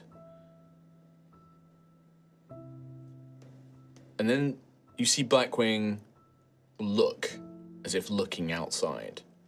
You should leave. Something is occurring. Okay. Okay. Is the area just outside the tower safe at least? Yes. Okay. Yeah, go quickly. The Duke has arrived. Well, thank you again, and we'll return with what you requested. Let's go. Thank you very much. Yeah, Sir Griald, as soon as he hears that something is with the Duke, Sir Griald is like, how do I get out? And he's throwing the door open, making his way outside. When you all make your way outside, you see the immediate areas, as Blackman said, is completely clear. You can see that you can hear the shouts of battle, you can hear people fighting around the city. There's a couple of small fires, but nothing too bad at this point, right? Just maybe some random destruction. But as soon as you step out of the tower, you see, as Bang was describing it, a great shape, 3 great shapes up in the sky, flying across Ashen's Rest towards the Pharos, where you can see that swirling storm of smoke and light, seemingly maybe having dealt with whatever initial problem was happening, maybe having realized what was going on. You watch as Duke Ignarius, Obsidius, and Emberissa, his 2 children, flying towards the Pharos. Okay. You hear this bellow, this bellowing draconic voice echo across the town. Tobias, you traitor! I will make you suffer for this! As this draconic voice just bellows as he charges towards the Pharos. And you hear another voice from that amorphous shape of smoke and light. A face almost pressing against the smoke like a membrane. And it is not a humanoid face. Rows of teeth, pointed chin, horns, and spines kind of press up against the membrane. The glorious Duke. And this voice echoes across the town. We've been waiting.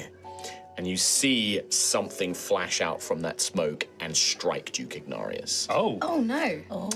You see him like toss and turn, like batting as if like flies or something with like smoke or cloud or ash was in his face. These huge draconic claws, his wings curl up as he rotates in the sky, clamping onto some nearby buildings.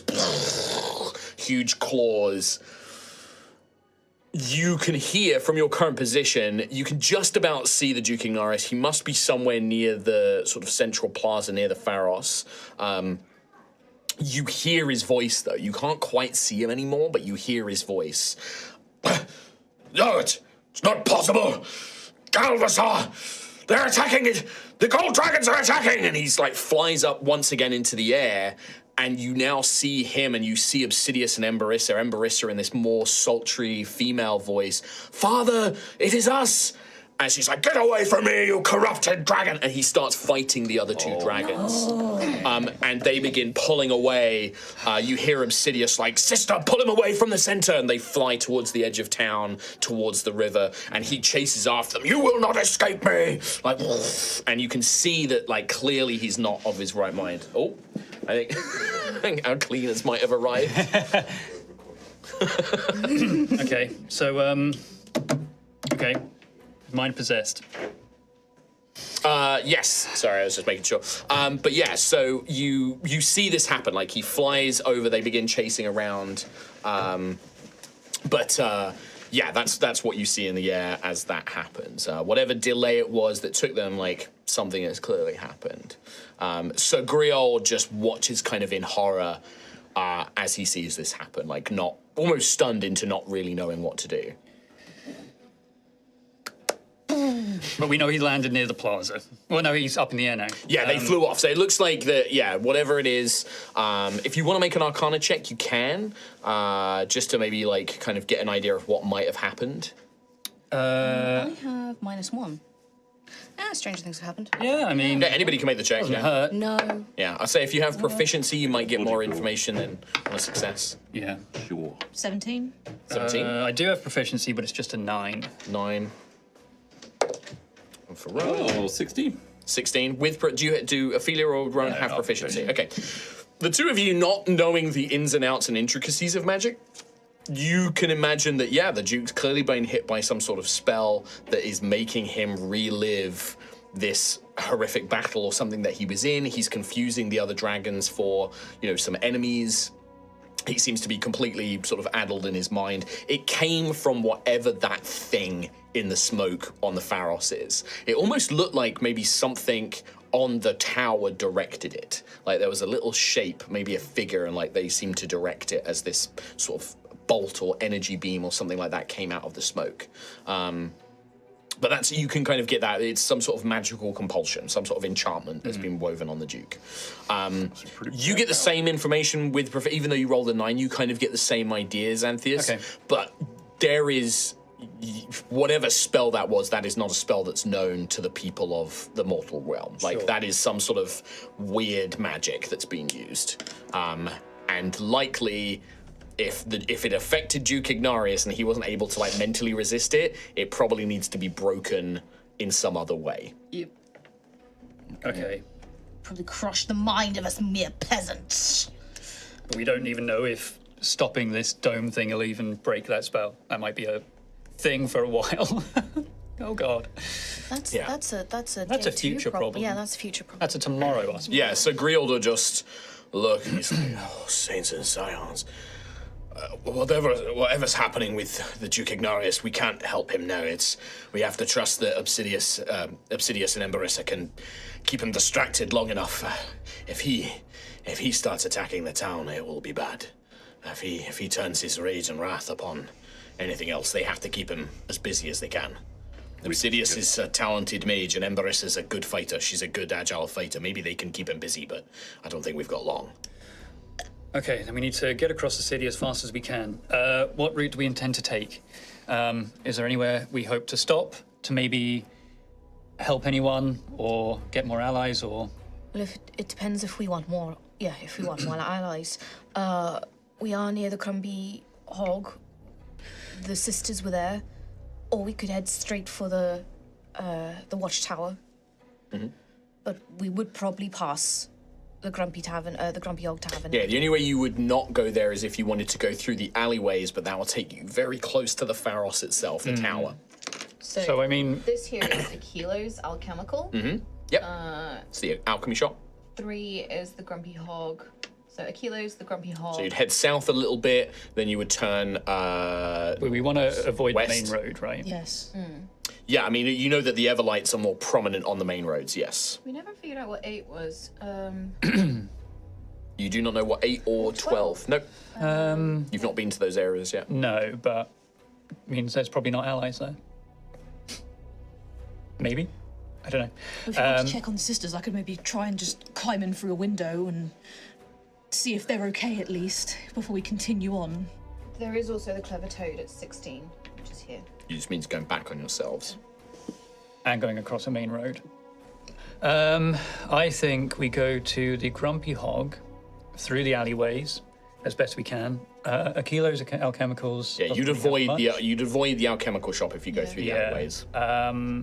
And then from the Grumpy Hog, we don't want to go straight across the main plaza because we'll then go right past the Pharos. We want to avoid that as much as possible as well. So where do we go after that? Do we just go straight north and then along the wall almost? If we went north, that would take us past the blacksmith guilds and those kind of guilds up there. So again, we could gain more allies that way, but obviously it adds more time to Yep. What we're doing. What's the actual entryway?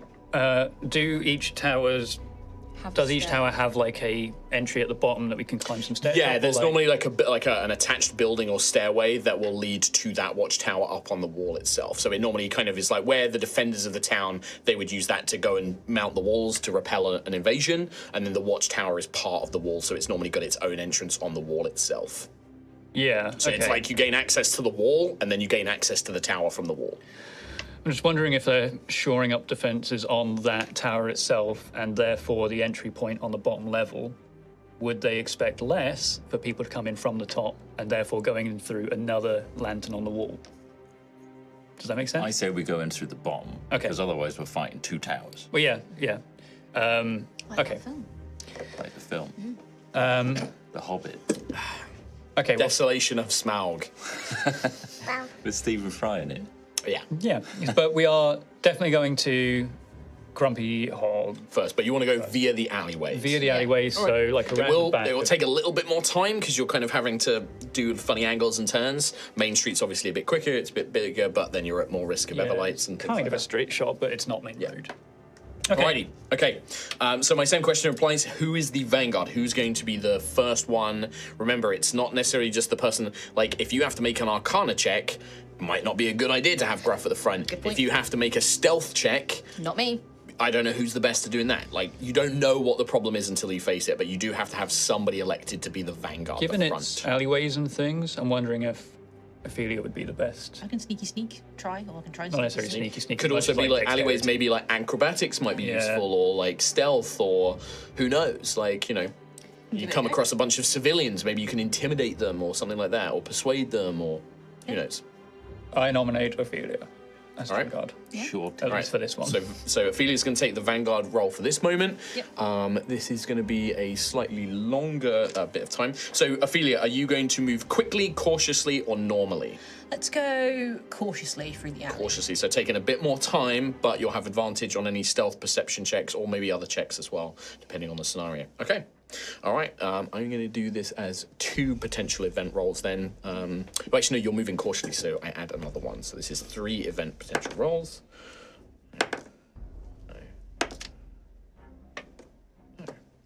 So, whatever fortune is blessed upon you, you manage to go through the alleyways. You do hear the sounds of like fighting nearby. You hear smashed windows. You hear people kind of calling out. You hear like guards like, this way, civilians, this way. Like, you can hear the sounds of like the defense.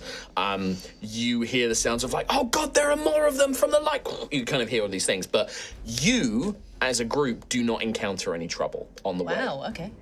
When you emerge out of the alleyways, though, it is hard not to see the immediate problem at the Grumpy Hog. As you burst out of the alleyways, you can see that a group of demonic forces are trying to break their way in. And you can see that a barricade has been formed around like the doorway and the windows, and there are people inside fending off some of these demons and things like that. You can hear a recognizable female voice from inside. By the scions and saints, I will not let you another. You can hear like some sort of like fighting going on inside.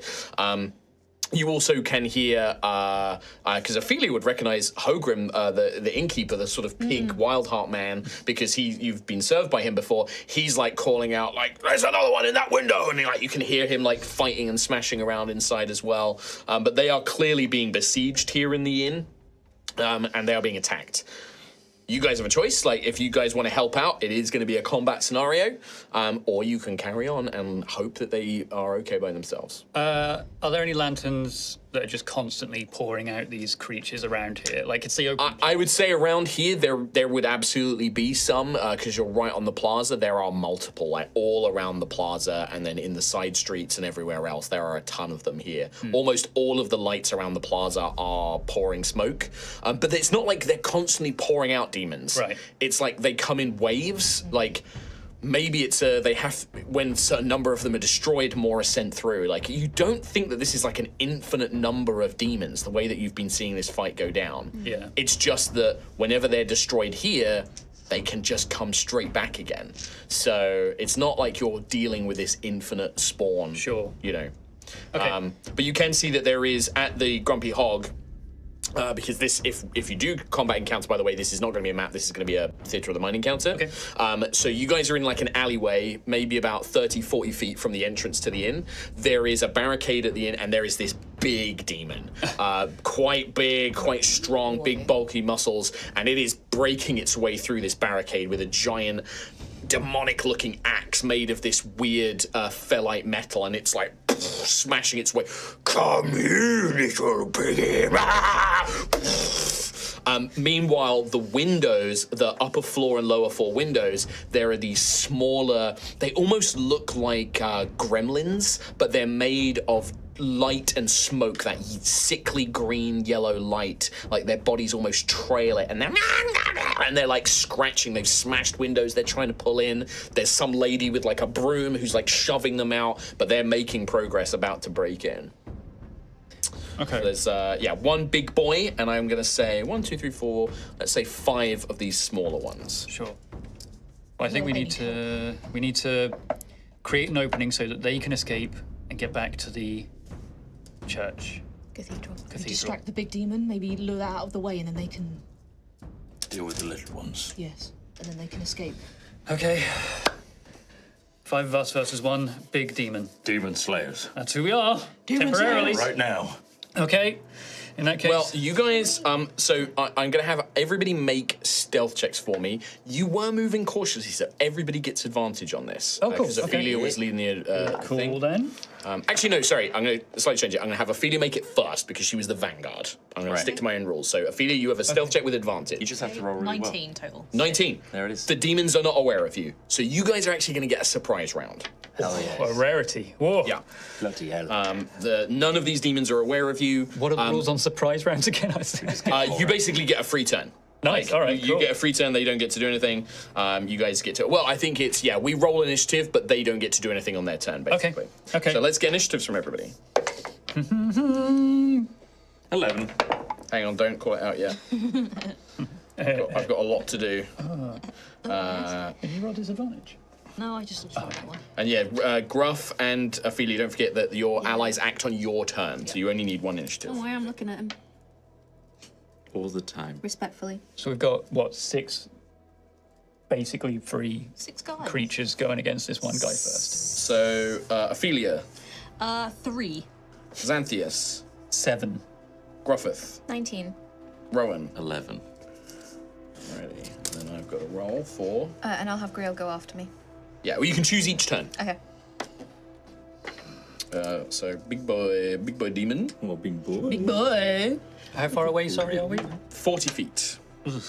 That sucks. Okay. Grilled. Oh, no, that's okay. That's grilled. Yo.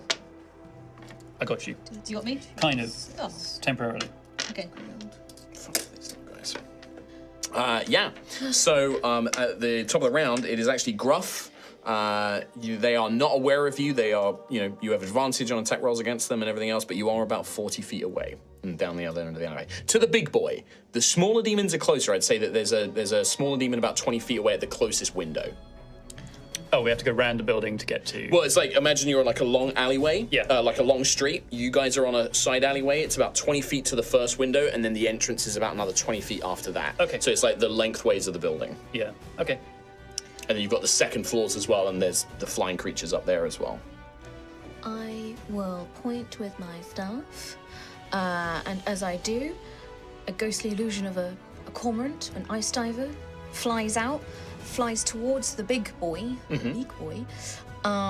circles around their head about 40 foot up, and emits a giant moonbeam. What? Okay. Directly over the large the big creature. boy. Okay.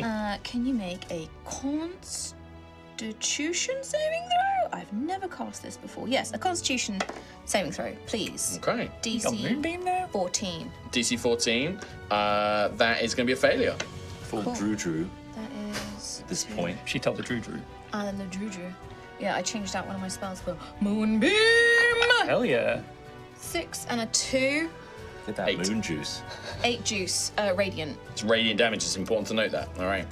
So you see this great column of light emerge from the sky and slam down into this big hulking demon. You can see it's kind of got like a almost like curved horns down the side of its face, like giant tusks. Kind of comes out into its tusks. Like a huge minotaur. clawed hands holding, kind of like a demonic minotaur Yeah, almost. okay. And it's got this giant axe, and when it opens its mouth, like that sickly green smoke pulls out of its mouth as well, and it kind of it grunts, but it's not that phased by that. It kind of grunts and it like what's doing that, and it's like smelling and it's trying to detect where that's come from.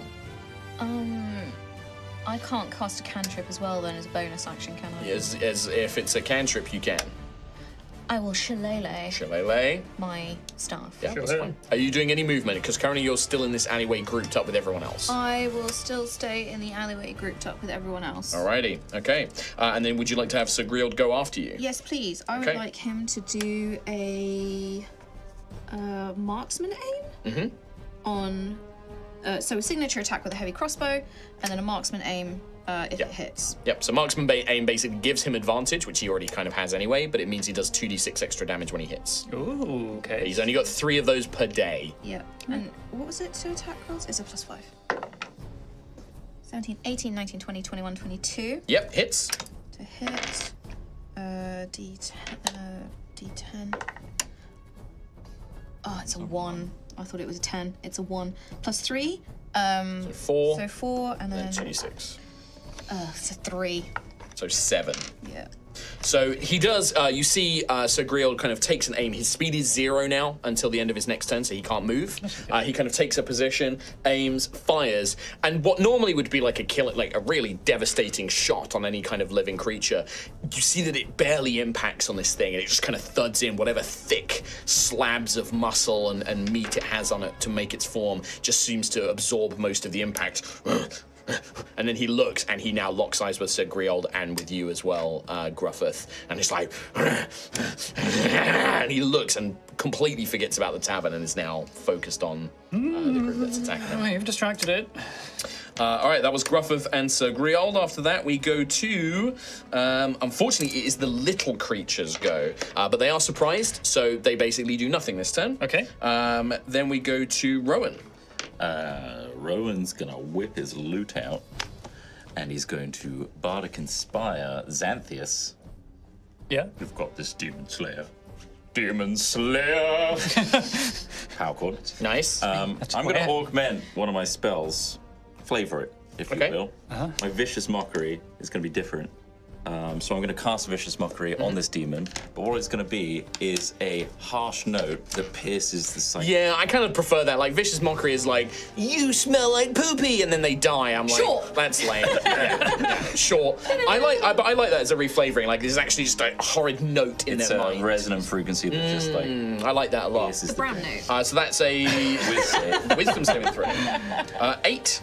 That fail, 14, so it's just 1d4. Yep. 1. Another 1 point of damage. You see the creature just kind of, noise, bad.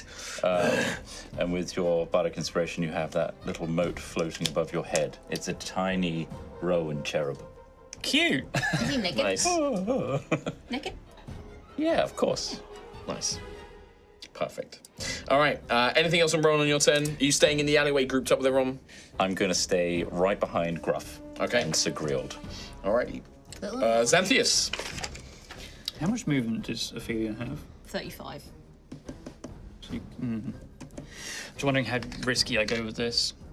As a tiny, young, sweet, tiny As risky Sweet. as your heart desires, sweet young Zan. boy. Sacrifice yourself. How Dexy does this Minotaur thing look? It does look pretty agile still. Like, yeah, I mean, it's Agile, hard to but tell. But, I big. mean, it's big, but it's definitely a capable sort of warrior. Okay. I mean, I'm not going to tell you its dex score or anything like that. No, I know. Sure, I'll Oh, God. All that. I'll take a risk because we've got a love free it. hit anyway. I want to run 30 feet forward. Okay, Towards, out of the alleyway. Towards the Minotaur thing. Okay. And cast. So would you want to go past the little creature? Yeah, I guess I would. It would still get an opportunity attack, even though it's surprised. It does. Okay. So you can move out to the side and not run past it, but it means you won't get your. No, your- I need to be within 10 feet of this Okay. thing. So I want to risk it. Try it All right. because this will help Ophelia. 14 to hit. Exactly. So that is going to be. I have to separate this because of you specifically. 3 points of slashing damage. Okay. And then it would normally be 4 points of fire damage, but you are a gold dragonborn, so it's only 2. Okay. So 5 total 5 damage. total. All right, not too bad. So it just kind of like, hey, what's that? And catches. And you see that this creature is almost made of this phosphorusy kind of like bright, smoky light. And as it hits you, it sizzles and burns, and you feel like a slashing claw. Yep, I will, I guess, take that hit.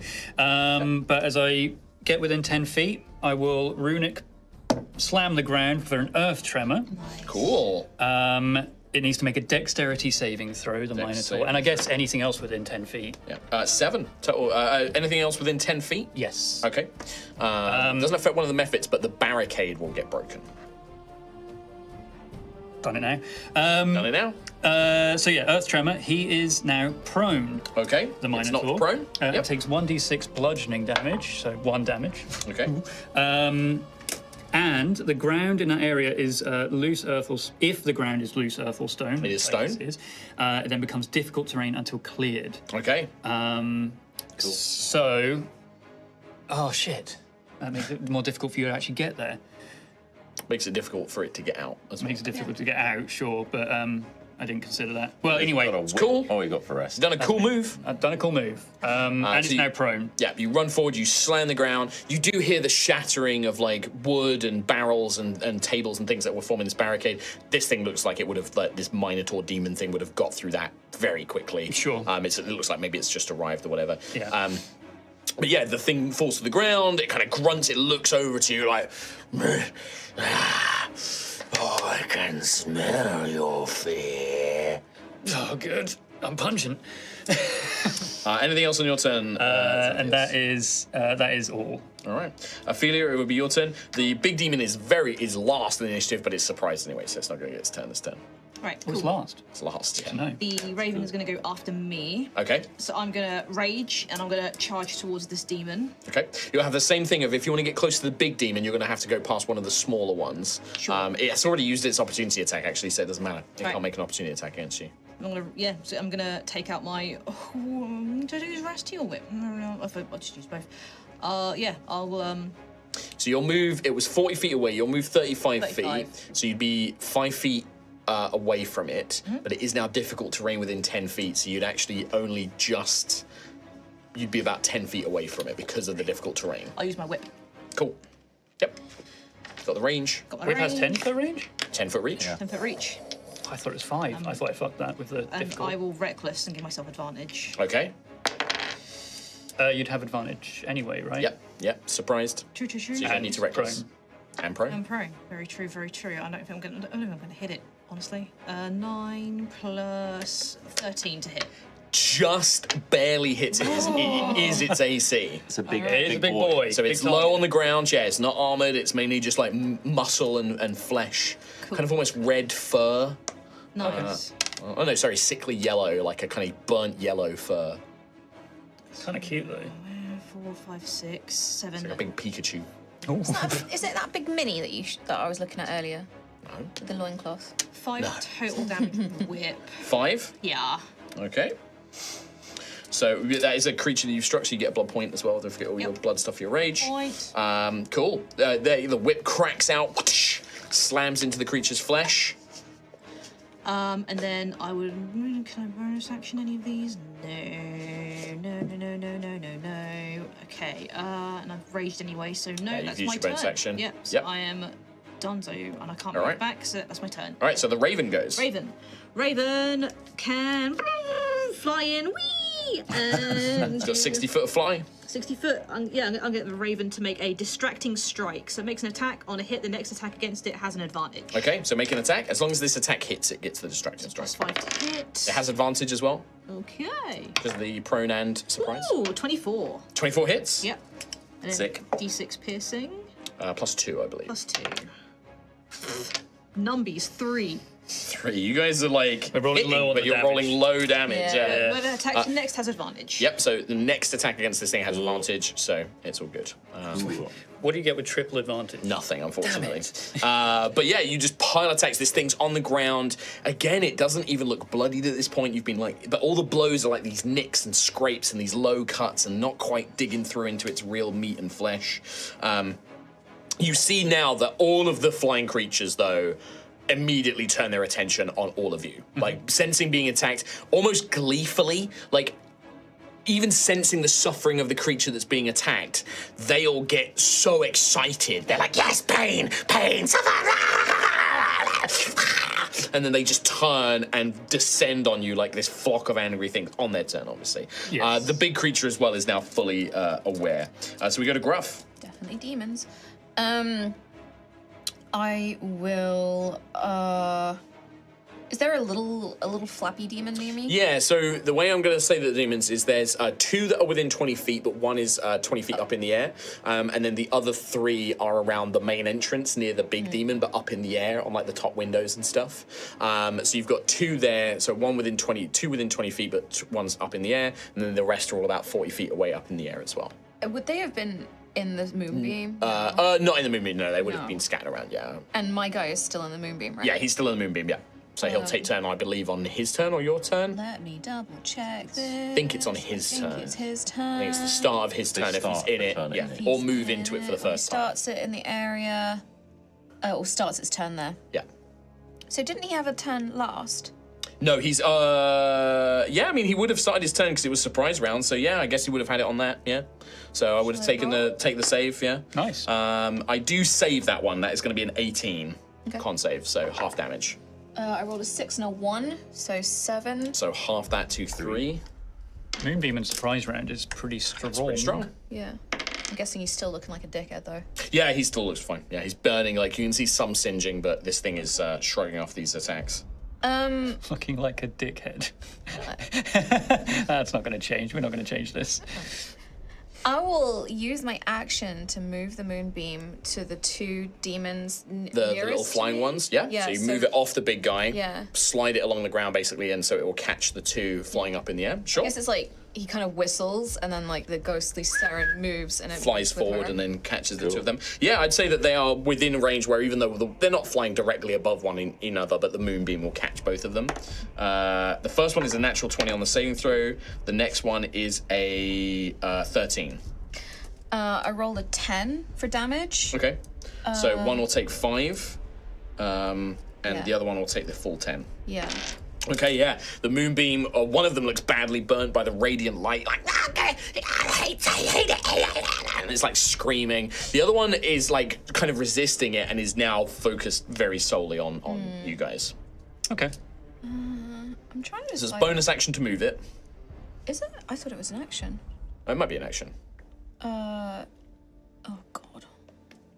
Sorry. It's right. It's been a while since we've had here. somebody use moonbeam as well. Yeah. New druid. Action to move. Okay, action to move. All right. So it's an action to move. So you got bonus action and movement left. I'm just trying to decide whether or not to bring my armor up, given that we're probably going to have a lot of fighting going on.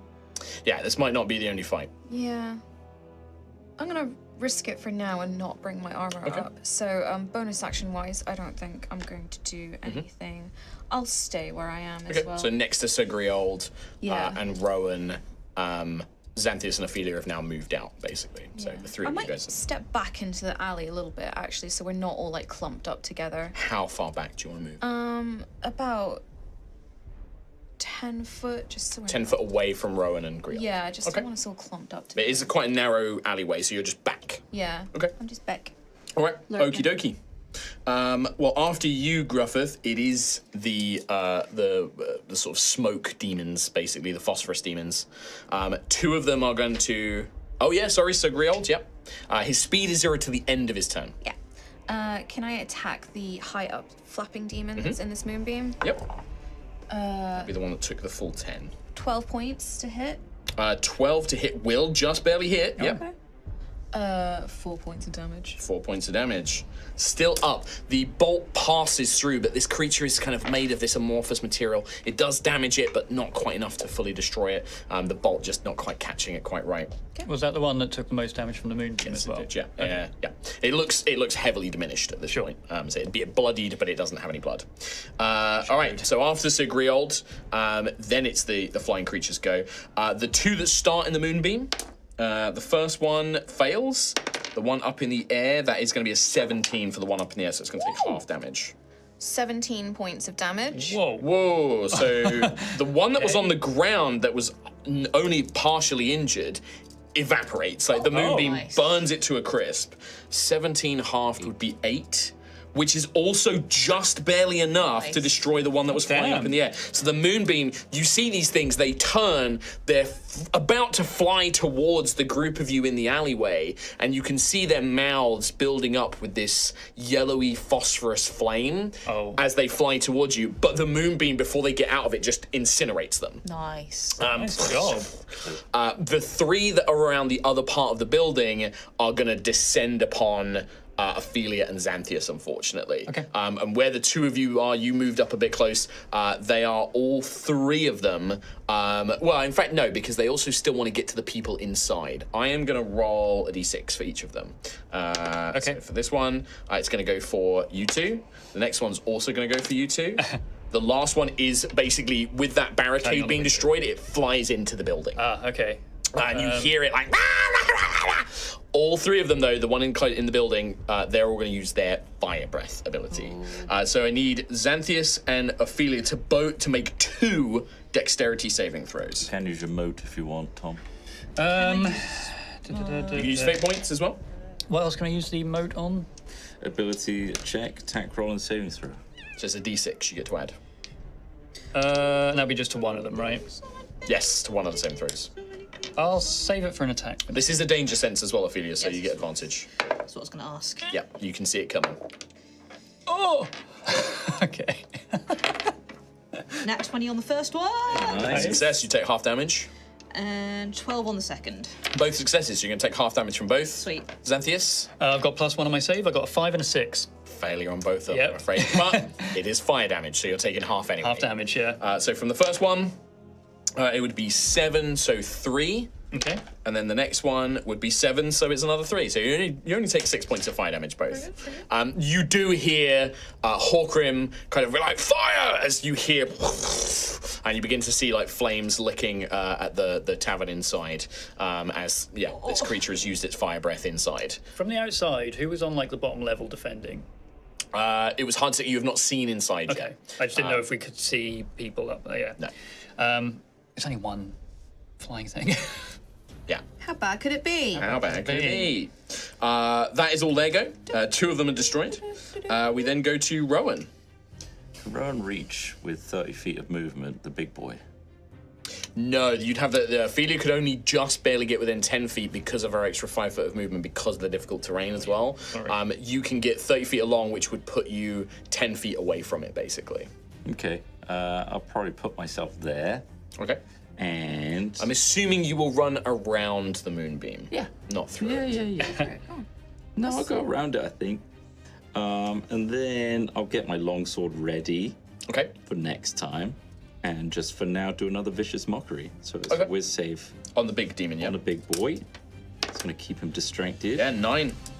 Yep, so that's just a little d4 tickling his brain.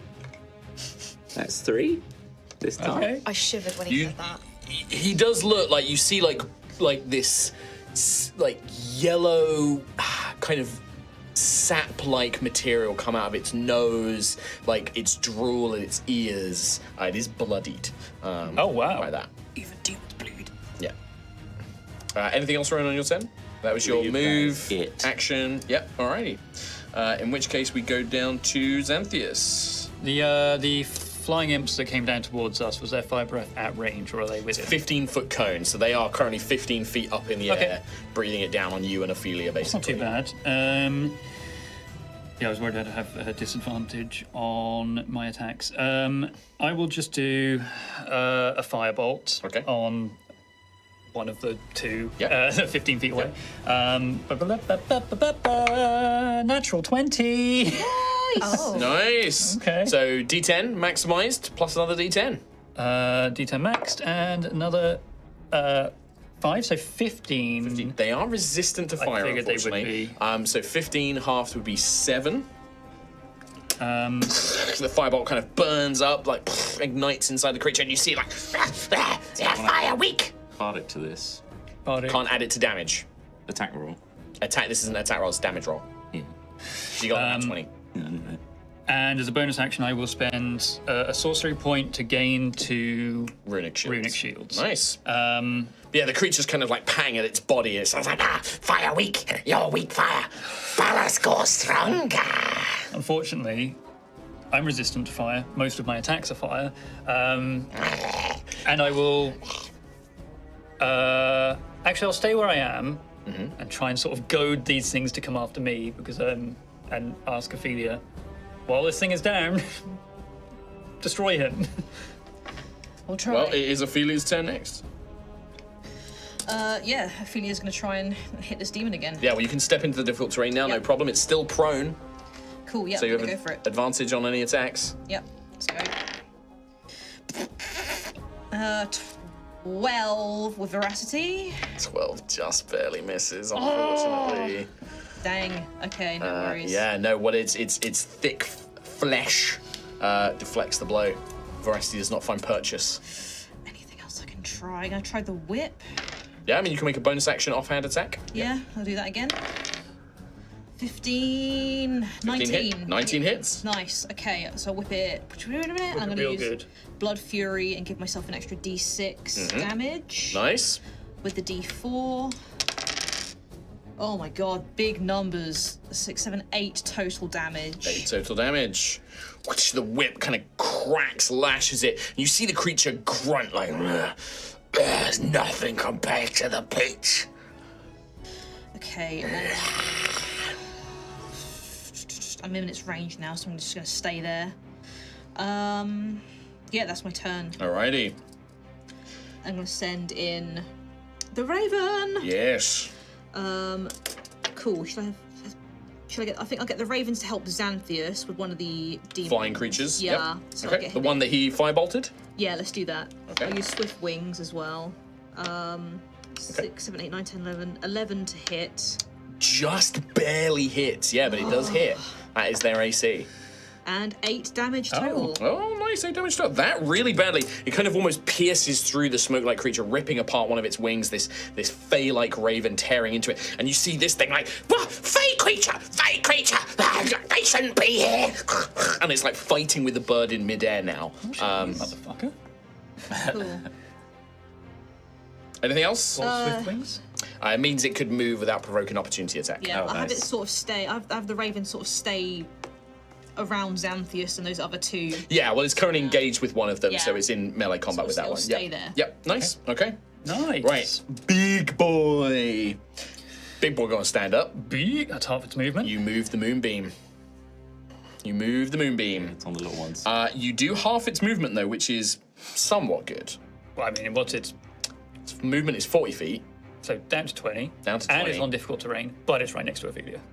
It does have difficult terrain. That does actually slow it down, because this thing has like a kind of Minotaur-like charge, where if it moves 20 Yeah. feet, it gets more of an attack. But it's right next to Ophelia, so... I am 10 feet. I'm not Yeah, gonna you're 10 say feet away. anything. It is going to Stop move. speaking. It's going to position itself so it moves through the difficult terrain with its remaining movement and gets into a place where it can get both you and Ophelia, because you are still quite I'm close also to it. 10 feet away from it. Oh, that's right, and Rowan, so it kind of catches the 3 of you, so you're within melee range of it. Attack me too. Yeah, sure.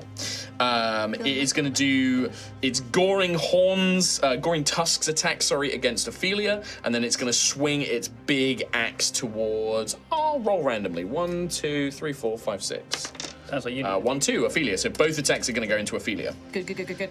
So, yep, there's it not is enough to do. goring horns. That is 24 to hit. It's 24, just a tickle. That's Don't tell me. 10 points of piercing damage because I roll I'm max. But you're raging. raging, so it's only 5. Yep. And then its big axe is a 20 to hit, Yeah, unfortunately. that hits. No worries. That's What I wanted. It's what I wanted. That would be 12 points of slashing damage, half to 6. Nice. And it's going to actually push you 5 feet back. Yeah, fair enough. So it kind of like launches you back a little bit. Will that be away from us? Kind of into you and Rowan, so because Ophelia was right next to it. So Oh, okay. it's going to knock them basically into it, or like pull you into its range more. Sure. Cool. Alrighty. That is going to be its full turn. We go to Gruff. If I move the moonbeam onto the big boy, is that going to catch? It's going to catch at least 2 of one of Okay. these 3, yeah. I'm going to move it directly onto Xanthius. Yeah, because Xanthius also has 2 of these things above him as well. Yeah, no, So I they're just all wanna- grouped together. No, I want to move it onto Xanthius. I don't care about the The others. concentrated... Carry on. Especially freezed. What I'm actually going to do is... I could still cast cantrips even though I'm concentrating, isn't it? If the cantrip has concentration, then no. It depends on the cantrip. It does not have concentration. Then you're fine. Are the 2 little boys, the super injured one, or I don't know, whichever, one of them, One of them is really injured, yeah. are they within 30 foot of me? Yes, I'd say if you move like 10 feet into the street, yes. Which you can do. I will. You can also have Sagria go first if you'd prefer. Yeah, I might have Griel go first and have him shoot at The injured one. the super bad boy. 13 to hit, 13 hits. Nice. and that is 8 points of damage with his bolt. That is enough. You watch as the bolt slams into the injured one that the Raven is currently attacking. This bolt just passes through it and rips the smoke phosphorus demon apart, vanishing it back to its realm. Great. You hear him like chunk, like reloading the crossbow. Does it look like there are any lamps here that could manifest? I know you said it. They're all around, they're all- yeah. Yeah, so it's there's a bunch of them. Yeah. It's more a smash and run, isn't it? And then there's a fire inside Seems to be, yeah. the inn. Yeah. Can I make it with 35 foot of movement into the inn? You could not with 35 feet of movement, but you could move to where you can see inside because the barricade's been destroyed now. You could move at like an angle, and then you would have a line of sight into the inn.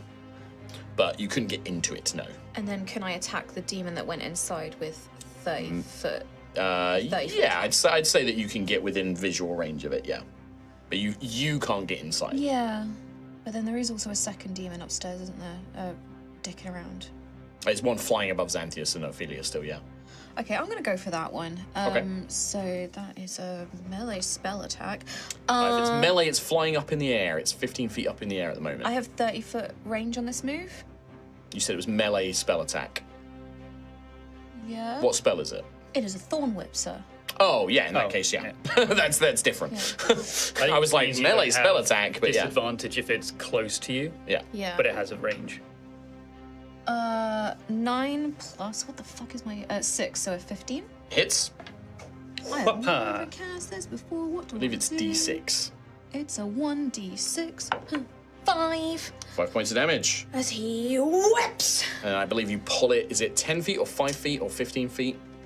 You pull it closer to you with the thorn whip. 10 feet closer to me. So basically pull it within striking distance of the ground. So this little creature from the air is pulled, yanked down diagonally towards Gruff, basically. Into the moonbeam? No, because that means you would be standing in the moonbeam. Yeah. Nice. All right. Fantastic. Good stuff. So after Gruffearth, we go to Rowan. Oh, no, sorry. It is the small creature's turn. Small creature's turn. I'm going to see if its fire breath recharges. It does not. The one inside, it does not. So the one next to you, Gruff, is going to try and claw you. Yeah. Smash for 20. I mean, these things hit.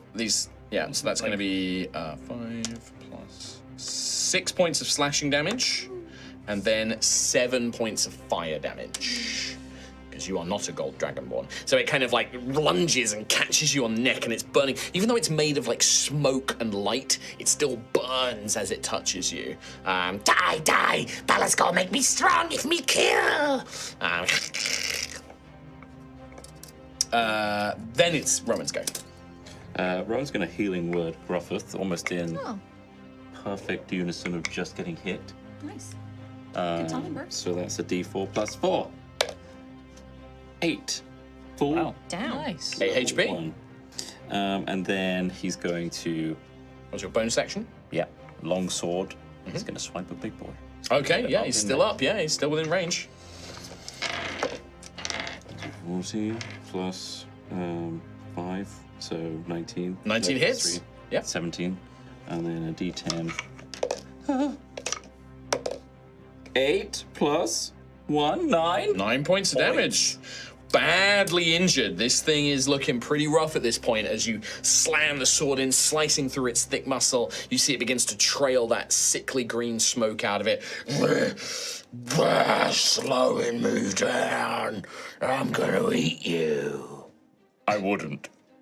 I will. No. Yes. No. Yes. All right. Anything else on your turn, Rowan? That's it. Alrighty. I've got to say as well, you hear the sounds of like grunting and fighting from when the small creature attacked inside. You hear like some sort of fighting sounds going in. Gruff, you can see from your angle, you see Horgrim Hawker, this kind of pig Wildheart. He has a great club, like almost like a big baseball bat with nails in it. And he's just chasing after this thing like, get out of me, start fires, like swinging it around. And you can hear him calling out. No sign of malady? Or... No, not on the ground floor, no. But you definitely can hear their voice. Maybe they're on like the second floor up in a room or something. But yeah. Alrighty. That was that. So then we go to Xanthias. So you have a slightly injured creature flying above you, one of these phosphorus demons. That one was pulled back, right? It was pulled back next to Gruffearth. Yeah. And then you have the big boy who is within melee range of you. And because of that, any of my range stuff has Disadvantage. So I just need to go for this guy. But all of my stuff has ranged anyway. I will... Actually, I'll do a mind slither on him. Okay. Which means he needs to do an intelligence saving throw. 8. Good. He will take 1d6 of damage and some other effects as well. 3 damage. Okay. Holds his head. They subtract 1d4 from the next saving throw they make before the end of their next turn. All right. Oh, I need to roll concentration. Oh, yes, you did, yeah. It would be... You took how much damage? You took 7 and 8, so it's like 16. So, yeah, DC's still 10, I think. 14. Yep, it's fine. You're good. You're good. And I will again spend a sorcery point to create 2 more runes. I now have 4 runes. 4 runes. That's the max you can have right That's now. the maximum I can have. Yeah. Nice. All right. So you see Xanthius is now almost covered in like these glowing glyphs and sigils, right? Like I mean, there's plenty of space, but it's the most like of these golden sigils you've seen on Xanthius's arms and skin. Some around his wonderful stuff. Magic rash. Yeah. Ophelia. I'm tatted up. Ophelia's gonna wail on this demon again. I'm gonna try and use Veracity's ability and try and get some blood. Yeah. This demon. Oh well, that just you track the blood. However much damage you do, whenever you use your empowered bite or like you do damage with veracity, that's how much blood it gains. Cool. So 18, 19, 20, 21, 22. 22. That hits. It hits. Nice. Okay. Welcome to the big leads, kid. Yep. 3, 4, 5 points, and I'm gonna get those back as. Is that you do the veracity normal damage as well, not just Yes. the D4? Right. Yeah. Okay, so 5. 5 total. 5 total. Did you roll your normal damage? Yeah, what dice? damage I did don't you think do you that? rolled your normal damage dice. I think you rolled a D4, mate. Oh, yeah. Just roll oh my D4. god, I'm an idiot. Yeah. Yes, D8. That's better. I'm 10. So 10 points. Yeah. That is enough. Ophelia, as you plunge veracity into this creature, you feel it. And are you using like the drawing blood? You're Yes, going to use I'll like use the so empowered vampire blood. bite. Do you want to regain hit points? Yes, please. Okay, so you get the 10 hit points back, basically. Nice. As you plunge veracity in, you watch as this thing seems to like wither and shrivel as the blade cuts it, and you see this mist of kind of demonic looking blood flow into Ophelia, and you feel strong. That there's the blood it tastes quite vile and smoky and hot, but there is a strength and a power to it as you absorb that blood. So yeah, track another 10 points of blood drunk for veracity as it kills it. Finishes it off. Gemstone on veracity as well, like It's it glows. hard to tell, like at a glance, but So that is 2 for Veracity. cool as hell. Your That's all I demon care blood about. is now mine. and you watch this thing withers and dies. It does eventually turn into smoke and mist and vanishes. Okay. But before it does, you watch it kind of wither. Like, Well done, Ophelia. I think that was gross. you still have the rest of you still have bonus action and movement. Yes. Okay. So the little demon boy is he close by? You can make a whip attack against him. I'll whip the demon. Why am I rolling 2 d20s? I'm an idiot. Get out of here. Is it record? No. 8, 9, 10, 11, 12. Just barely hits. Yeah. Nice. AC's 11. Let's go get this little demon. 3 points. 3 points of damage. It all helps. The crack of the whip kind of disperses a bit of the creature. It kind of looks confused. It's being surrounded now. It's being pulled to the ground. It's kind of caught between Gruff and Ophelia now. It's kind of caught between the two of you. Yeah, fantastic stuff. And then I'll send the raven into That's right, yeah, the raven. tavern to go and deal with the demon inside. Great. Nice. Great stuff, yeah. That's That sounds like an album name. Demon inside. Cross in a hard place. No, the demon standard, inside. standard attack 21 to hit. Hits. 4 piercing damage. 4 piercing damage. I will add that to the damage it had already taken. Yeah, you hear it kind of fly in and begin tearing into this thing. You do hear Holgrim like, "Oh, where's this bloody bird come from?" Good guy. Friendly. Fantastic. The big demon is dead. So we go back to Gruff. Nice. Yeah, can I just like, You can beat on this thing. yeah, I'm gonna wail on it. Yeah. Can I go in and Yeah, it's wail? melee range. Yeah, you pulled it down next to you. Wait, no, I thought the little demon died. I thought she. No, big she demon. killed the big demon. died. I kill little demon then. Yeah. Where the fuck? It's always hard doing theatre with mine. We're so used to mini combat, I know. 15 plus 6. Hits. 5 plus 4 is 9 points of damage. 9 points of damage. There's going to be that. You watch as the shillelagh cracks down on the smoky form, and it just dissipates. It just turns it to mist. Okay, just the one inside. Just the one there. inside the tavern now at this point. Can I move towards the tavern? Yes, you absolutely can. That is You'd be just getting inside because of the difficult terrain around the entrance, but you can just get inside. How flamey is it looking? There is definitely a fire, but you can see once you get inside, the flames seem to have caught like a section of the inn, like just on side of it, and a bunch of civilians are like using like a wet, damp cloth, and they're trying to smother the fire. They've got it in control. Like it was only if all of those demons had got in, there probably would have been a problem. Yeah. But that one fire, there's enough people to kind of put it out. But you do hear the sound of more fighting coming from upstairs. Okay. Yeah. Okay. That's all I can do. So Okay. that's all I'm going to do. Can I have Griel move up? And although he's only got 25 foot of movement, and wait, did the demon inside die as well? No, still that's alive. still going. Can I aim at that? Is that a thing I can aim at? I would say that with 25 feet, you would run along. Yes, I'm going to give the creature some cover just because it's a bit of an awkward shot, so you'll have +2 AC. No. No. 5 + 4 to hit. No, not enough. The bolt thuds into the wooden door frame, unfortunately. Yeah, kind of so great, like, off me aim. Kind of grumbles to himself. Do you want me to be tracking bolts as well? Yes, please, yeah. He can recover that last one, so don't use it for that one. You've used 3, I think. 2, 3, yeah. Yeah, 3. Alrighty. So those of you, now that some of you can see inside, after Gruff and Sir Griold, Hogrim, the big innkeeper with his double-handed baseball bat, basically is going to take an attack. He is going to hit. Nice. D12 +2 for another 8 points of damage. You can see that the creature inside is probably quite regretting being inside as he's being swatted around by this man. He's like, he's kind of being battered around. He looks quite formless at this point, like nearly defeated. And he hasn't recovered his flame breath? No, but it is his turn now. Okay. Nope, does not Okay. recover flame breath. He's going to turn on Hogrim. I do roll another nat 20. Hogrim, what a hero. Hog roast. He's going to take 8, and then another 6 points of fire damage, so 14 points of fire damage. He would be looking very rough. So you see as he kind of gets this big heavy swing, he's like, take that, you bastard! And then the creature just turns on him, grabs his face, and he's like, swiping at him as his claws, his neck and his face get torn up by this creature. But that is there. There you go. We then go to Rowan. Rowan around the corner to the inn. Yep, you can get inside, same as you're at this point where you can get inside. It's gonna healing word Hogrim. Okay.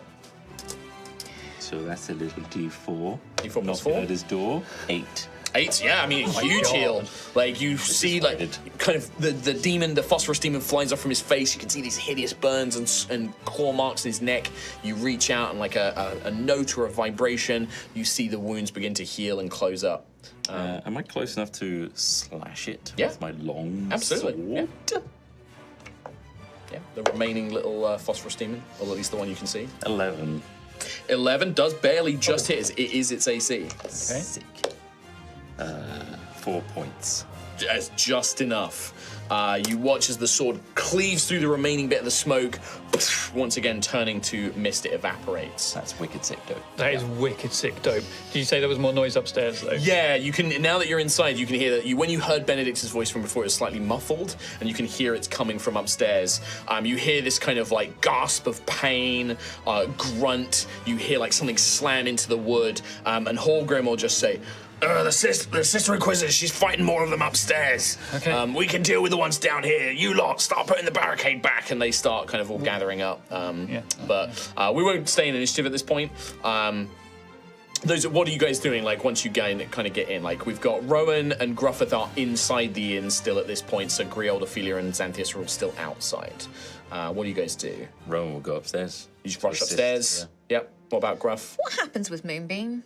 Like, It just stays there as long as you concentrate for a minute, I believe. I don't have to, like, if I'm a certain distance from it, it doesn't matter. Don't think so. There's a range to cast it. Yeah. I'd say, like, if you go, like, 90 or 100 feet or something away from it, maybe. 120 foot is the cast range. Yeah, I'd say if you go outside of that, maybe, but I don't think technically it does. I think as long as you keep concentrating. Might as well just leave it hanging about then. Yeah. Push it towards the tower. Slowly. Slowly, just. Yeah. Yeah. It's like the film Here we Sunbeam. go. Yeah. Yeah. Oh, it's gone. Yeah, I'll go upstairs. I'll follow Okay. upstairs. Yep. Yeah. Follow up with Rowan. Xanthias, Ophelia. I think I'd probably go in and tell them about, with as much time as we have. Cathedral. A cathedral is a safe place. If you go through the alleyways, it'll be clear enough.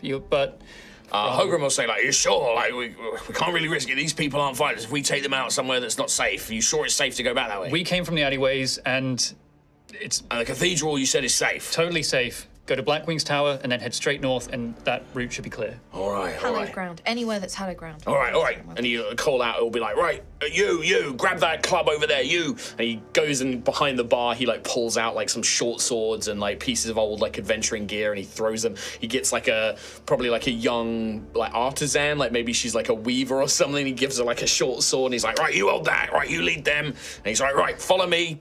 Run, just don't stop moving. If something grabs you, fight back, but unless that, just keep moving. And he's like, right, thanks. And he like turns and just kind of like gives you that sort of like bloody mess all of this, innit? And then just makes his way out. Sorry about the tavern. It's all right. Meanwhile, Gruff and Rowan, you run upstairs and you see several of the rooms are open, but you hear one of the rooms is definitely some conflict is taking part in. When the two of you get to the door, you see Benedicta covered in like wounds and burns and things like that. Basically in front of the bed where you can see Malady in like a feverish sickness is like rolling and turning and like, is barely conscious. And you see a creature that you recognize because it is the smoke-like assassin-y creature that killed Ophelia. And it has obviously gotten into the tavern and has specifically come for, potentially this powerful threat. And Benedicta is fighting it off. It's got like a hand wrapped around her neck. She's plunging like her sword in that's glowing with divine energy, like fending it off at this point. With the two of you arriving, because I don't want to roll another combat, the two of you can easily assist.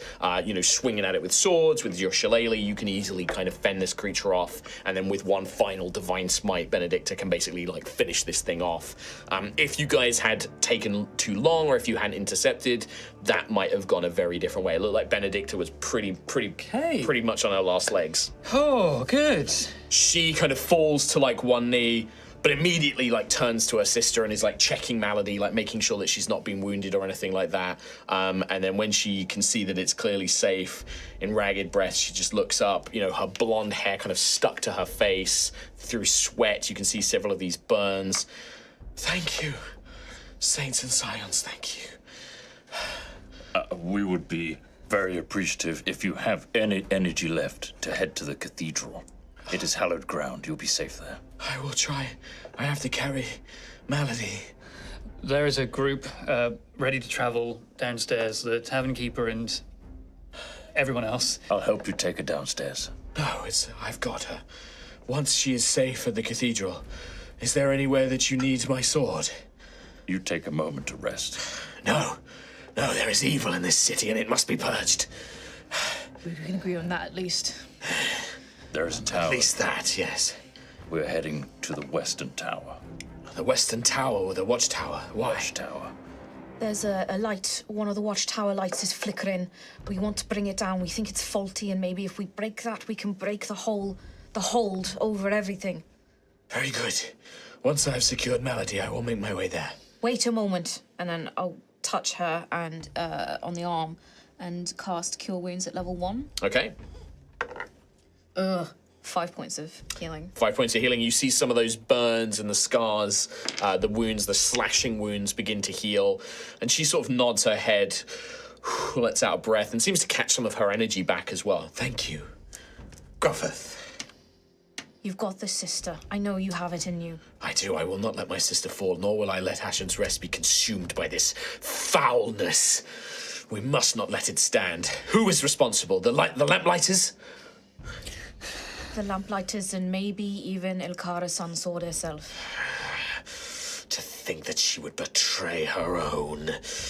Very well. Come, sister. And she, bends down, sheaths the giant sort of greatsword on her back, scoops her Malady up in her fireman's, when you Princess Carrie, I guess.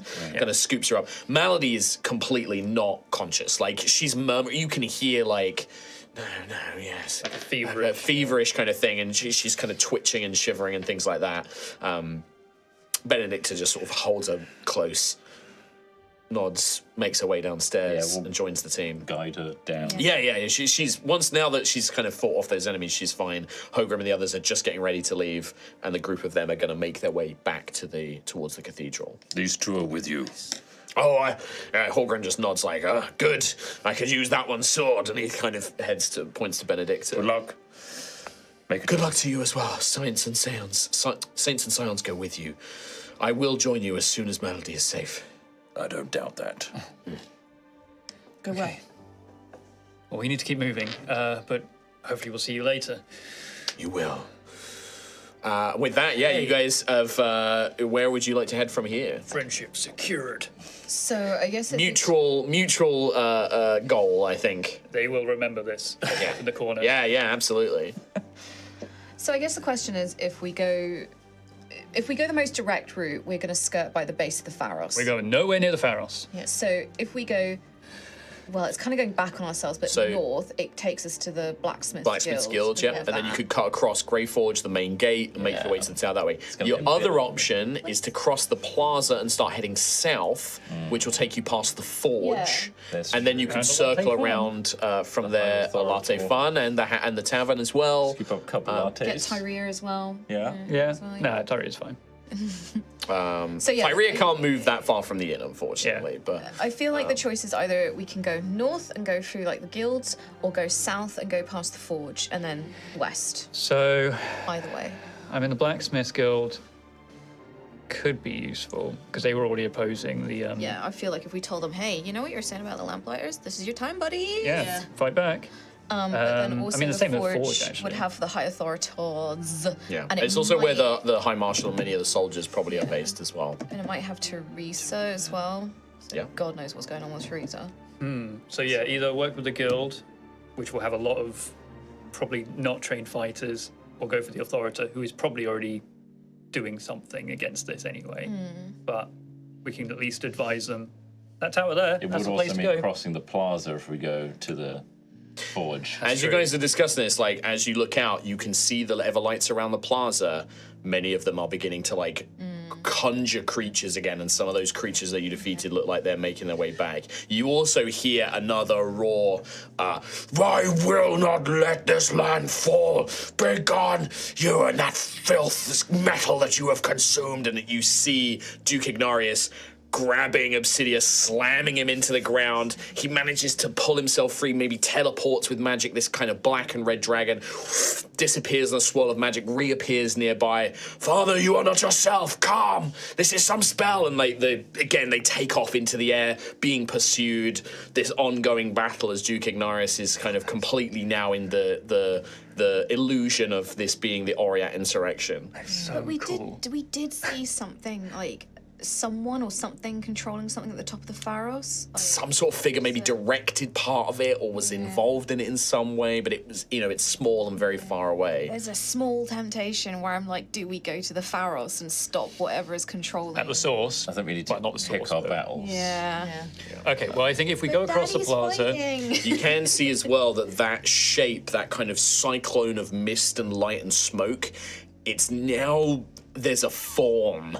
It's still very unfinished, but there is this horrid kind of horned face, maybe like an element of an arm is beginning to kind of form out of it. And it's big. It's maybe not Duke Ignarius big, but it's big. Something we can't deal with. I'm kind of tempted we go straight for the watchtower rather than the forge. I don't know. Straight to the watchtower past the Tharos. Well, I'm thinking if we go across the plaza towards the Authorities in the forge and stuff. Basically you could go directly to the watchtower, make the quickest route possible. That'll take you past the Pharos, but it'll be the quickest. Yeah. You can either go south past the forge, maybe gain some allies there, but maybe we'd also encounter some other problems. We'd also be going through the plaza, which is going to lure all of that shit towards the forge. That sounds like we'd be dooming them rather than helping. Go straight there. Straight past the Pharos. Because we don't have to quite go past Pharos. We can go sort of like underneath building 8. That's true. I guess it's a tiny bit slower, but it's not. Yeah, we can finally rub away that fog of war. Yeah. Yeah. What's there? It's a shop. Oh, nice. Let's just go to the tournament field. And then we world ding. We will world ding. World ding. No. What? World ding? Yeah, when you get XP for discovering a location. Discovering areas. Yeah, I know what world ding is. Okay. That's not a thing. My campaign. All right, but we would still cross the plaza. Either way, I think we're crossing the plaza, right? Yeah. We're going to cross it either way. Yeah, the only way you could not do that is if you head north towards the guilds. That's the only way you can avoid the plaza. So the choice is, do we stop by the forge or do we beeline straight for the... Because the plaza is massive. Like, you're on the edge of the plaza with the tavern right now. So there might be another event as you're crossing it. There might be, like, it's a pretty big waypoint. I feel like we need to get to the watchtower to stop whatever this manifesting big demon is from making it. So speed is of the essence. We could save more people, but I feel like if we stop the dome in the first place, that stops more things teleporting in. Yeah. So, beeline. Beeline. Yeah, I think so. I think we have to. We could shout at them from the back of the forge. It's all walled. Damn it, that's... Hi, Thorita, we're going this way. God, pass it on. Rowan puts his loot down, Oh, damn. like, we need to move now. Okay. This way. Yep. And he will make a decisive decision. Be the vanguard then. Yeah, right. Sounds like Rowan's going to be the vanguard. So you want to basically go past building 8 and 12, underneath, avoid 8, the forge. Yep. And So go not that way. straight past the Pharos, just One one building away. Close enough. One block away. One block. Well, That's for you. I will say, you don't have to worry about this being an event, but you would see that the Pharos itself, as you kind of move past it, there are a lot of demons, but they're not attacking the tower. They are protecting it. They should go right some in of the middle of those that. bigger, the Minotaur-like demon. You see some other ones. Some of the soldiers, the ones that you fought when Ophelia died, like they're just troopers of these sickly, almost like hobgoblin-esque, but more demonic kind of humanoid figures. They have formed a perimeter around the Pharos. You can, though, also hear screaming and fighting coming from inside the Pharos as well. But as you scoot past it, I can tell you that building 8, and I have to actually bring up my by the way, remember this. We're running past and taking a note of the sign as we see it. Free high-level gear. Oh. All new adventurers. XP potions. In fact, actually, let me... Currently abandoned. So, this would be... Don't. Oh, sorry. Are you moving quickly, cautious? You're going quickly. Alrighty. Okay, so you'll have disadvantage on any checks, but there's fewer events and you do this in quicker time. Okay. So, let me just bring up... So, I will reveal to you that Building 8 is... It is a school. It is the Ignaxa Academy of Schooling that I think Ophelia got. Yeah. How are we spelling that? Ignaxa is corrupted demonic children IGNXXA pouring out Academy. The Ignaxa Academy. There are not demonic children, but demonic head teacher. Demon head teacher. It is more that as you are going past, you can see that there are several civilians who maybe have rushed to the school when things were breaking out, to maybe rescue the kids and things like that. When you guys are moving past it, because unfortunately I did roll events, you see as you are moving your past, and Rowan, you want to move past, but you see there's almost this crowd, a horde of civilians just stood out in the courtyard with their children and things like that, and when they see you, they turn and you see smoke just billowing out of their eyes and their mouths as this horde of possessed civilians sees you guys. So if you want to avoid detection, so this is, Rowan, you're leading it, you can try and grab the team and hide temporarily, or you can try something else. If you can come up with an idea of how Rowan would react to this scenario. So you can see that basically spilling out onto the streets, filled with fear, filled with despair, all of these parents and their children have basically been taken over by this smoke corrupting effect, and they are like a horde of zombies, kind of stumbling around. What is going to very quickly usher everyone into a small alleyway, try and hide, and then use my creation to create a wall in front of the alleyway. Oh, I like that. That's what I'm going to do. That's very cool. Yeah, and I think that these are kind of corrupted. They're possessed by like demonic spirits and evil magic. Yeah. Yeah. Do you know what? I'm going to say not even a check. That's really clever play. You pull them into the alleyway, and with creation, you create a fake. It's actually a physical wheel, isn't it? Because it's the creation. You can actually create like a wall, a section of wall. Maybe because I think the size limit. Do you have like limitations on size and stuff? It is a. Not that I want to be pedantic about it, but I think there's ways around it. But I just want to make 10 sure foot. 10 foot. Yeah. So 10 foot by 10 foot square. And maximum size of a medium creature. 80 gold. So it wouldn't be like a full like building wall, but you could make like a stone wall that you can hide behind. Yeah. Nice. Now, the thing is by doing this, you pull them into the alleyway, you create this wall. The possessed, like, civilians don't see you. You now have a problem. You either have to wait for them to move on, or you have to go another way round, and you can't move past the school at this point. Or you can wait and hope that they'll eventually leave, but that might cost you time. This can be a group decision, by the way. Okay. But you don't have to worry about dealing with this. Is no longer like a potential combat. This is no longer a potential problem. You don't have to worry about trying to deal with these civilians. The alleyway that we're in, Yeah. the building that I guess we're now up against, are there like entryways into that building that we could then probably use the building to progress rather than out onto the main I would road? say that there's a window. You could maybe try and break the window and climb in through the window. You could maybe get out onto the roof or something like that.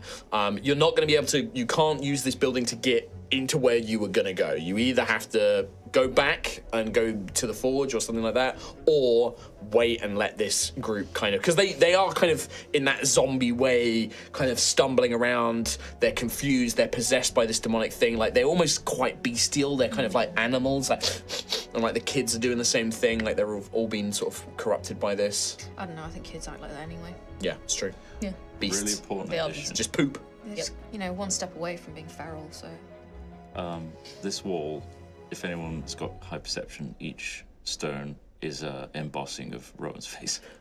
Okay. It's got like a little face on it. It's like a Easter Island, like. But like sideways to form. Right. Okay. It's a mishmash. Nice. Some of them are like upright. Some of Some them, are squished. yeah. It's like a cobblestone. Every different emotion. It's a wall of emojis. Rowan's emoji wall just saved us from an army of the dead. Not dead. Possessed. We could. Which alleyway would you say that we've gone into? 7? I mean, I'm not going to worry too much about the map, but yeah, like there's like a little side bit connected to the inn or behind you near the forge. Like maybe it's not even necessarily an alleyway. It's like a crenulate, like a section of like the forge's defensive wall, and you're just like behind like a thing here, basically. But yeah, like I don't need to worry too much about those specifics. You can either wait for them to go past, or you're going to have to just find another way around. Go a different route. What do we think? Do we wait? I have a dumb idea, which is a really dumb idea that's going to get shot down immediately. I have Long Strider, which increases my speed. What if I just went out there, ran off, allured them to a different place, allowed you guys to proceed, and then I can catch up a little bit later? Shaun of the Dead it. What happens to that person normally in a zombie movie? Got torn apart. Okay. You'd like run into something else, Yeah. another horde. Yeah. But I do have... I mean, actually, an the extra speed 10 bonus feet is of not movement. great. It's It's only 10 feet. I mean, still yeah. actually kind of sucks. If you want to change it, that's fine. It's really bad. I get it from my runic magic. You're better off taking Expeditious Retreat. I'm going to be honest. Some of the runic spells that you get as a rune mage suck ass. I agree. Old words. Chaos Yeah. Bot, though. Chaos bot. No, I chose that. I mean, you get it for free. So, Yeah. but yeah. Yeah, Shaun Anyway, of the Dead, he leads give it them back. away, but then they actually follow him back to the pub. Oh, that's true. And so it doesn't really. I think. I'm not doing that. Yeah. I think let's. I feel like it's the same amount of time if we do either, like if we wait or if we go round. the waiting is a random amount of time. I'm gonna roll the dice, and that's how much time it's gonna be. If you go around, it could be less time than waiting. It might be longer. Yeah. Right? It's gonna be a gamble. You've given us more variables. Yep. Nice, thanks. So if you wait, it will be a gamble. If you choose to go a different way, it will only be a slightly delayed amount of time. Because you've made some progress. You've crossed the plaza. You've made some progress already. I think let's go around a different way. Like, Yeah. a different way. Yeah. We'll do Okay. that. Because when we gamble, we lose real bad. No, I think this is the time. Well, it doesn't generate another event going another way round, so that's a good thing, right?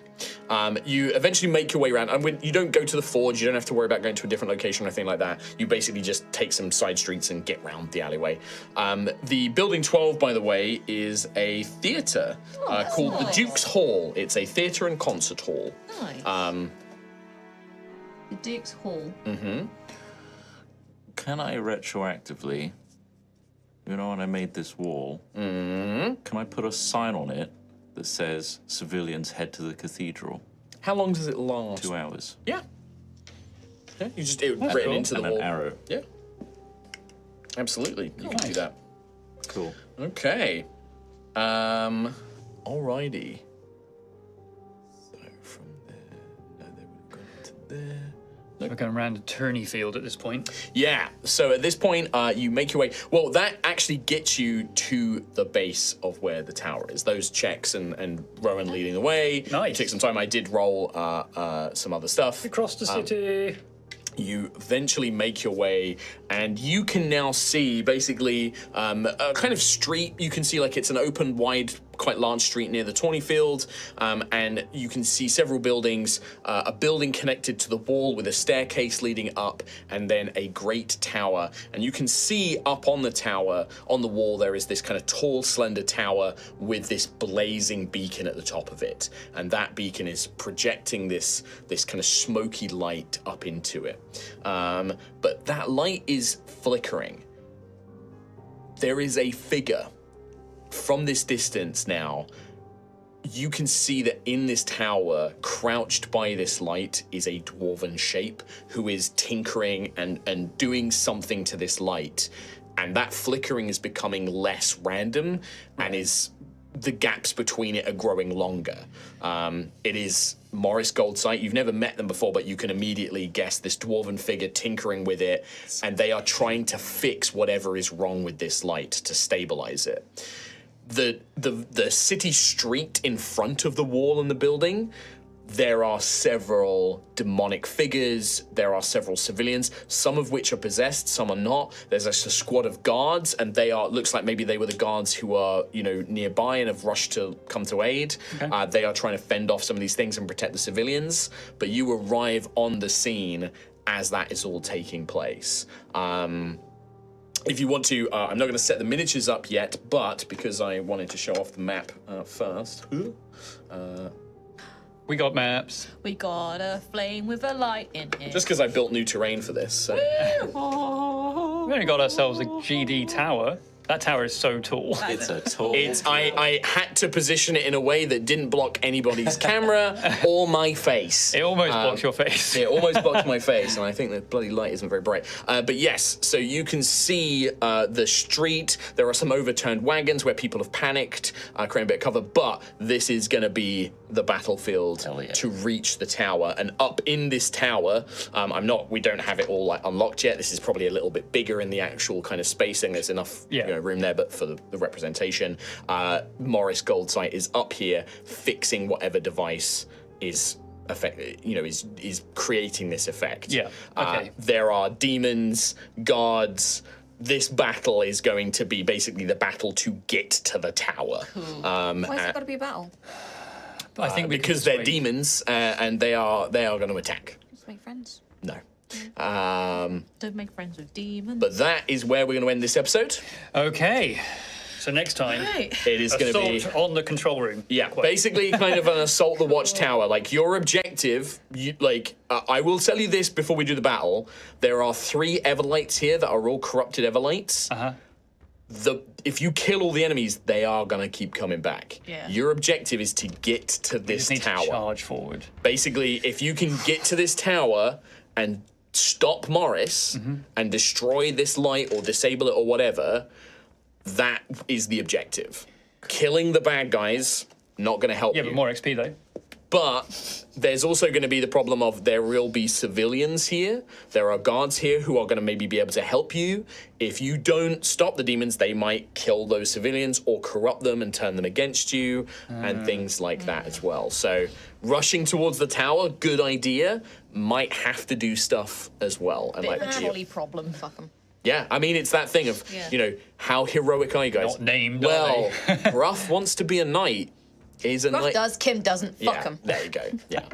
But that's it. That's where we're going to set up for the next episode. Nice, very cool. That's such a cool fight. Yeah. Oh, what a great scenario. Well, this, like I said, this is the. So I tentatively called this episode "Ashes to Ashes," and I thought that the next episode could be the Battle of Ashen's Rest, because it is. I suspect that perhaps the next episode might be, depending on how it goes, but that might be the culmination of this plot. Because if you can disable this, the Watchtower light, that might just be the solution. Yeah, and stop everything. Watch us screw this up, guys. Watch us screw this up real good. We'll see. This could be the final episode of Altheya. Of Altheya the Dragon Empire. This could be the TPK we've been looking for. Episode 26. But you guys what got. is it? Tomorrow, next episode's episode Next episode's episode 26, the episode. Isn't? Yeah. Oh yeah. Okay. Famous episode. Famous episode 26. No spoilers. Yeah. But great job. You got a long rest in. You managed to did get it, that. yeah. You have spent some time. So some of those allies and NPCs and places like that, there could be some elements there. Save Benedicta. You did indeed save Benedicta and Melody is the main thing as well. Yep. And Hogrim, yep. And the tavern won't be destroyed, like it's going to be damaged, but it's not going to be. It's not going to be. Probably be destroyed, but the people are safe. Is the Swobold okay? I am not going to reveal that until all of this is done. Yeah. So, all right. He's fine. He's With that, thank you so much, everybody. Thank you for joining us. Yeah. We'll see you next time for the next episode. Hell Take yeah. care. Bye. Bye-bye. Fucking hell. Oh, fucking hell. For Colonel. For Colonel. Very cool. Loving this. Now it's on. I didn't realise the next episode was 26. Why'd you say that? Why'd you say that shit? I like a curse. Yeah. I am Spooky. a curse. You've already died, it's fine. Yeah, you're Can't die It's someone twice. else's turn. yeah. Man, very cool. Yeah, loving this the sitch. It's very cool. Sit rep. This is one of the inspirations I cited for Altheya and the Dragon Empire was World of Warcraft and like a lot of the sort of expansions there. And You want this- this is the what was that one where you fought all the demons and they were like fighting When the Burning Legion? Crusade. Legion. Crusade? Yeah, no, more Legion. Where they invade and they attack like Dalaran and stuff This like that. specific scene where we have to push through the Watchtower reminds me of Final Fantasy VIII when Balam Garden is overrun and you got the pre-renders in the background. Yeah, very cool. I also love the dragon fight just happening above us as well. Yeah. Like, Yeah. That's just a cool visual in the background. That's it. Well, that's and not to give you too much of a peek of the behind the scenes stuff, but obviously, Tobias and whatever this demon that's behind it, this Balas Gore, they knew that the Duke would be a problem, so they had to have a way of dealing with him when their plan was revealed, and so this was they have Turn used. them against the Well, yeah, rather than trying to fight them and destroy them, which was probably going to be quite tough, they've elected for something else. So. Cool. Very cool. I do like the idea of and the Duke unfortunately is just thinks it's like his town's being attacked by these corrupted dragons and other forces and stuff. His own kids, his own kids. Brutal. Daddy. I'm a fan. I did hear that the Duke accused Obsidius of consuming metals. Did you hear that? Yeah. I wonder if there's any truth in that. But it's because he thinks he's Galvasar. Yeah, well, one of Galvasar's dragons, who consumed Crown Steel back in the Orient insurrection. Law. Yeah, I just wonder if Obsidius has been doing that anyway. Who knows? Maybe. Hope Maybe so. he has. I'd love that. Apparently, it's a cool thing to do amongst young Dragonborn. Yeah, it's the hip new thing that Yeah. Dragonborns are doing now. It's like elf. It's illegal, therefore all the young dragons are like, Crown Steel, yeah. fuck my dad, yeah. You know when kids are like far enough away from a world war that there was something bad that they're just like, yeah, no, whatever, Dad. Like, Yeah. How bad can it be? Yeah.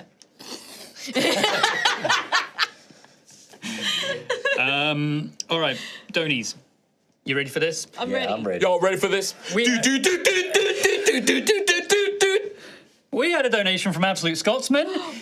Fit like the day rollers. Thank you very much. I'm making lore for my campaign and I want to do the classic island on the back of a massive creature. Any idea for what creature the island should be other than a turtle? Sloth. It's inhabited by beast folk who worship it as a god. I think sloth's good. Sloth. Good one. Hedgehog. Cool. A hedgehog. Whale. On the back of a hedgehog, that's where you make your home. All the spines are big trees. They think they're big trees, but they're not. They're hedgehog. They're not. They're Big spider. No, spider, I hate that. Big old frog. I'd vote. And it rolls up and they all scream. Oh, God. Armadillo. If it was on the back of like just a big like eagle and it's just flying around, you're just living your life on the back of that. Boy. A worm. slug. Be really moist. Sticky ground. There's some suggestions. Let us know what you land on. Hanny. Kangaroo. Hanny has. Isn't it like a possum that carries all its babies on its back? Yeah. So like it's a possum, but the possum has babies. So you're on a series. Then there's smaller countries Yeah. on the baby of possums' baby backs. possums. Yeah, And they all Like scatter a off. petri dish type thing. yeah. They're just walking away, yay.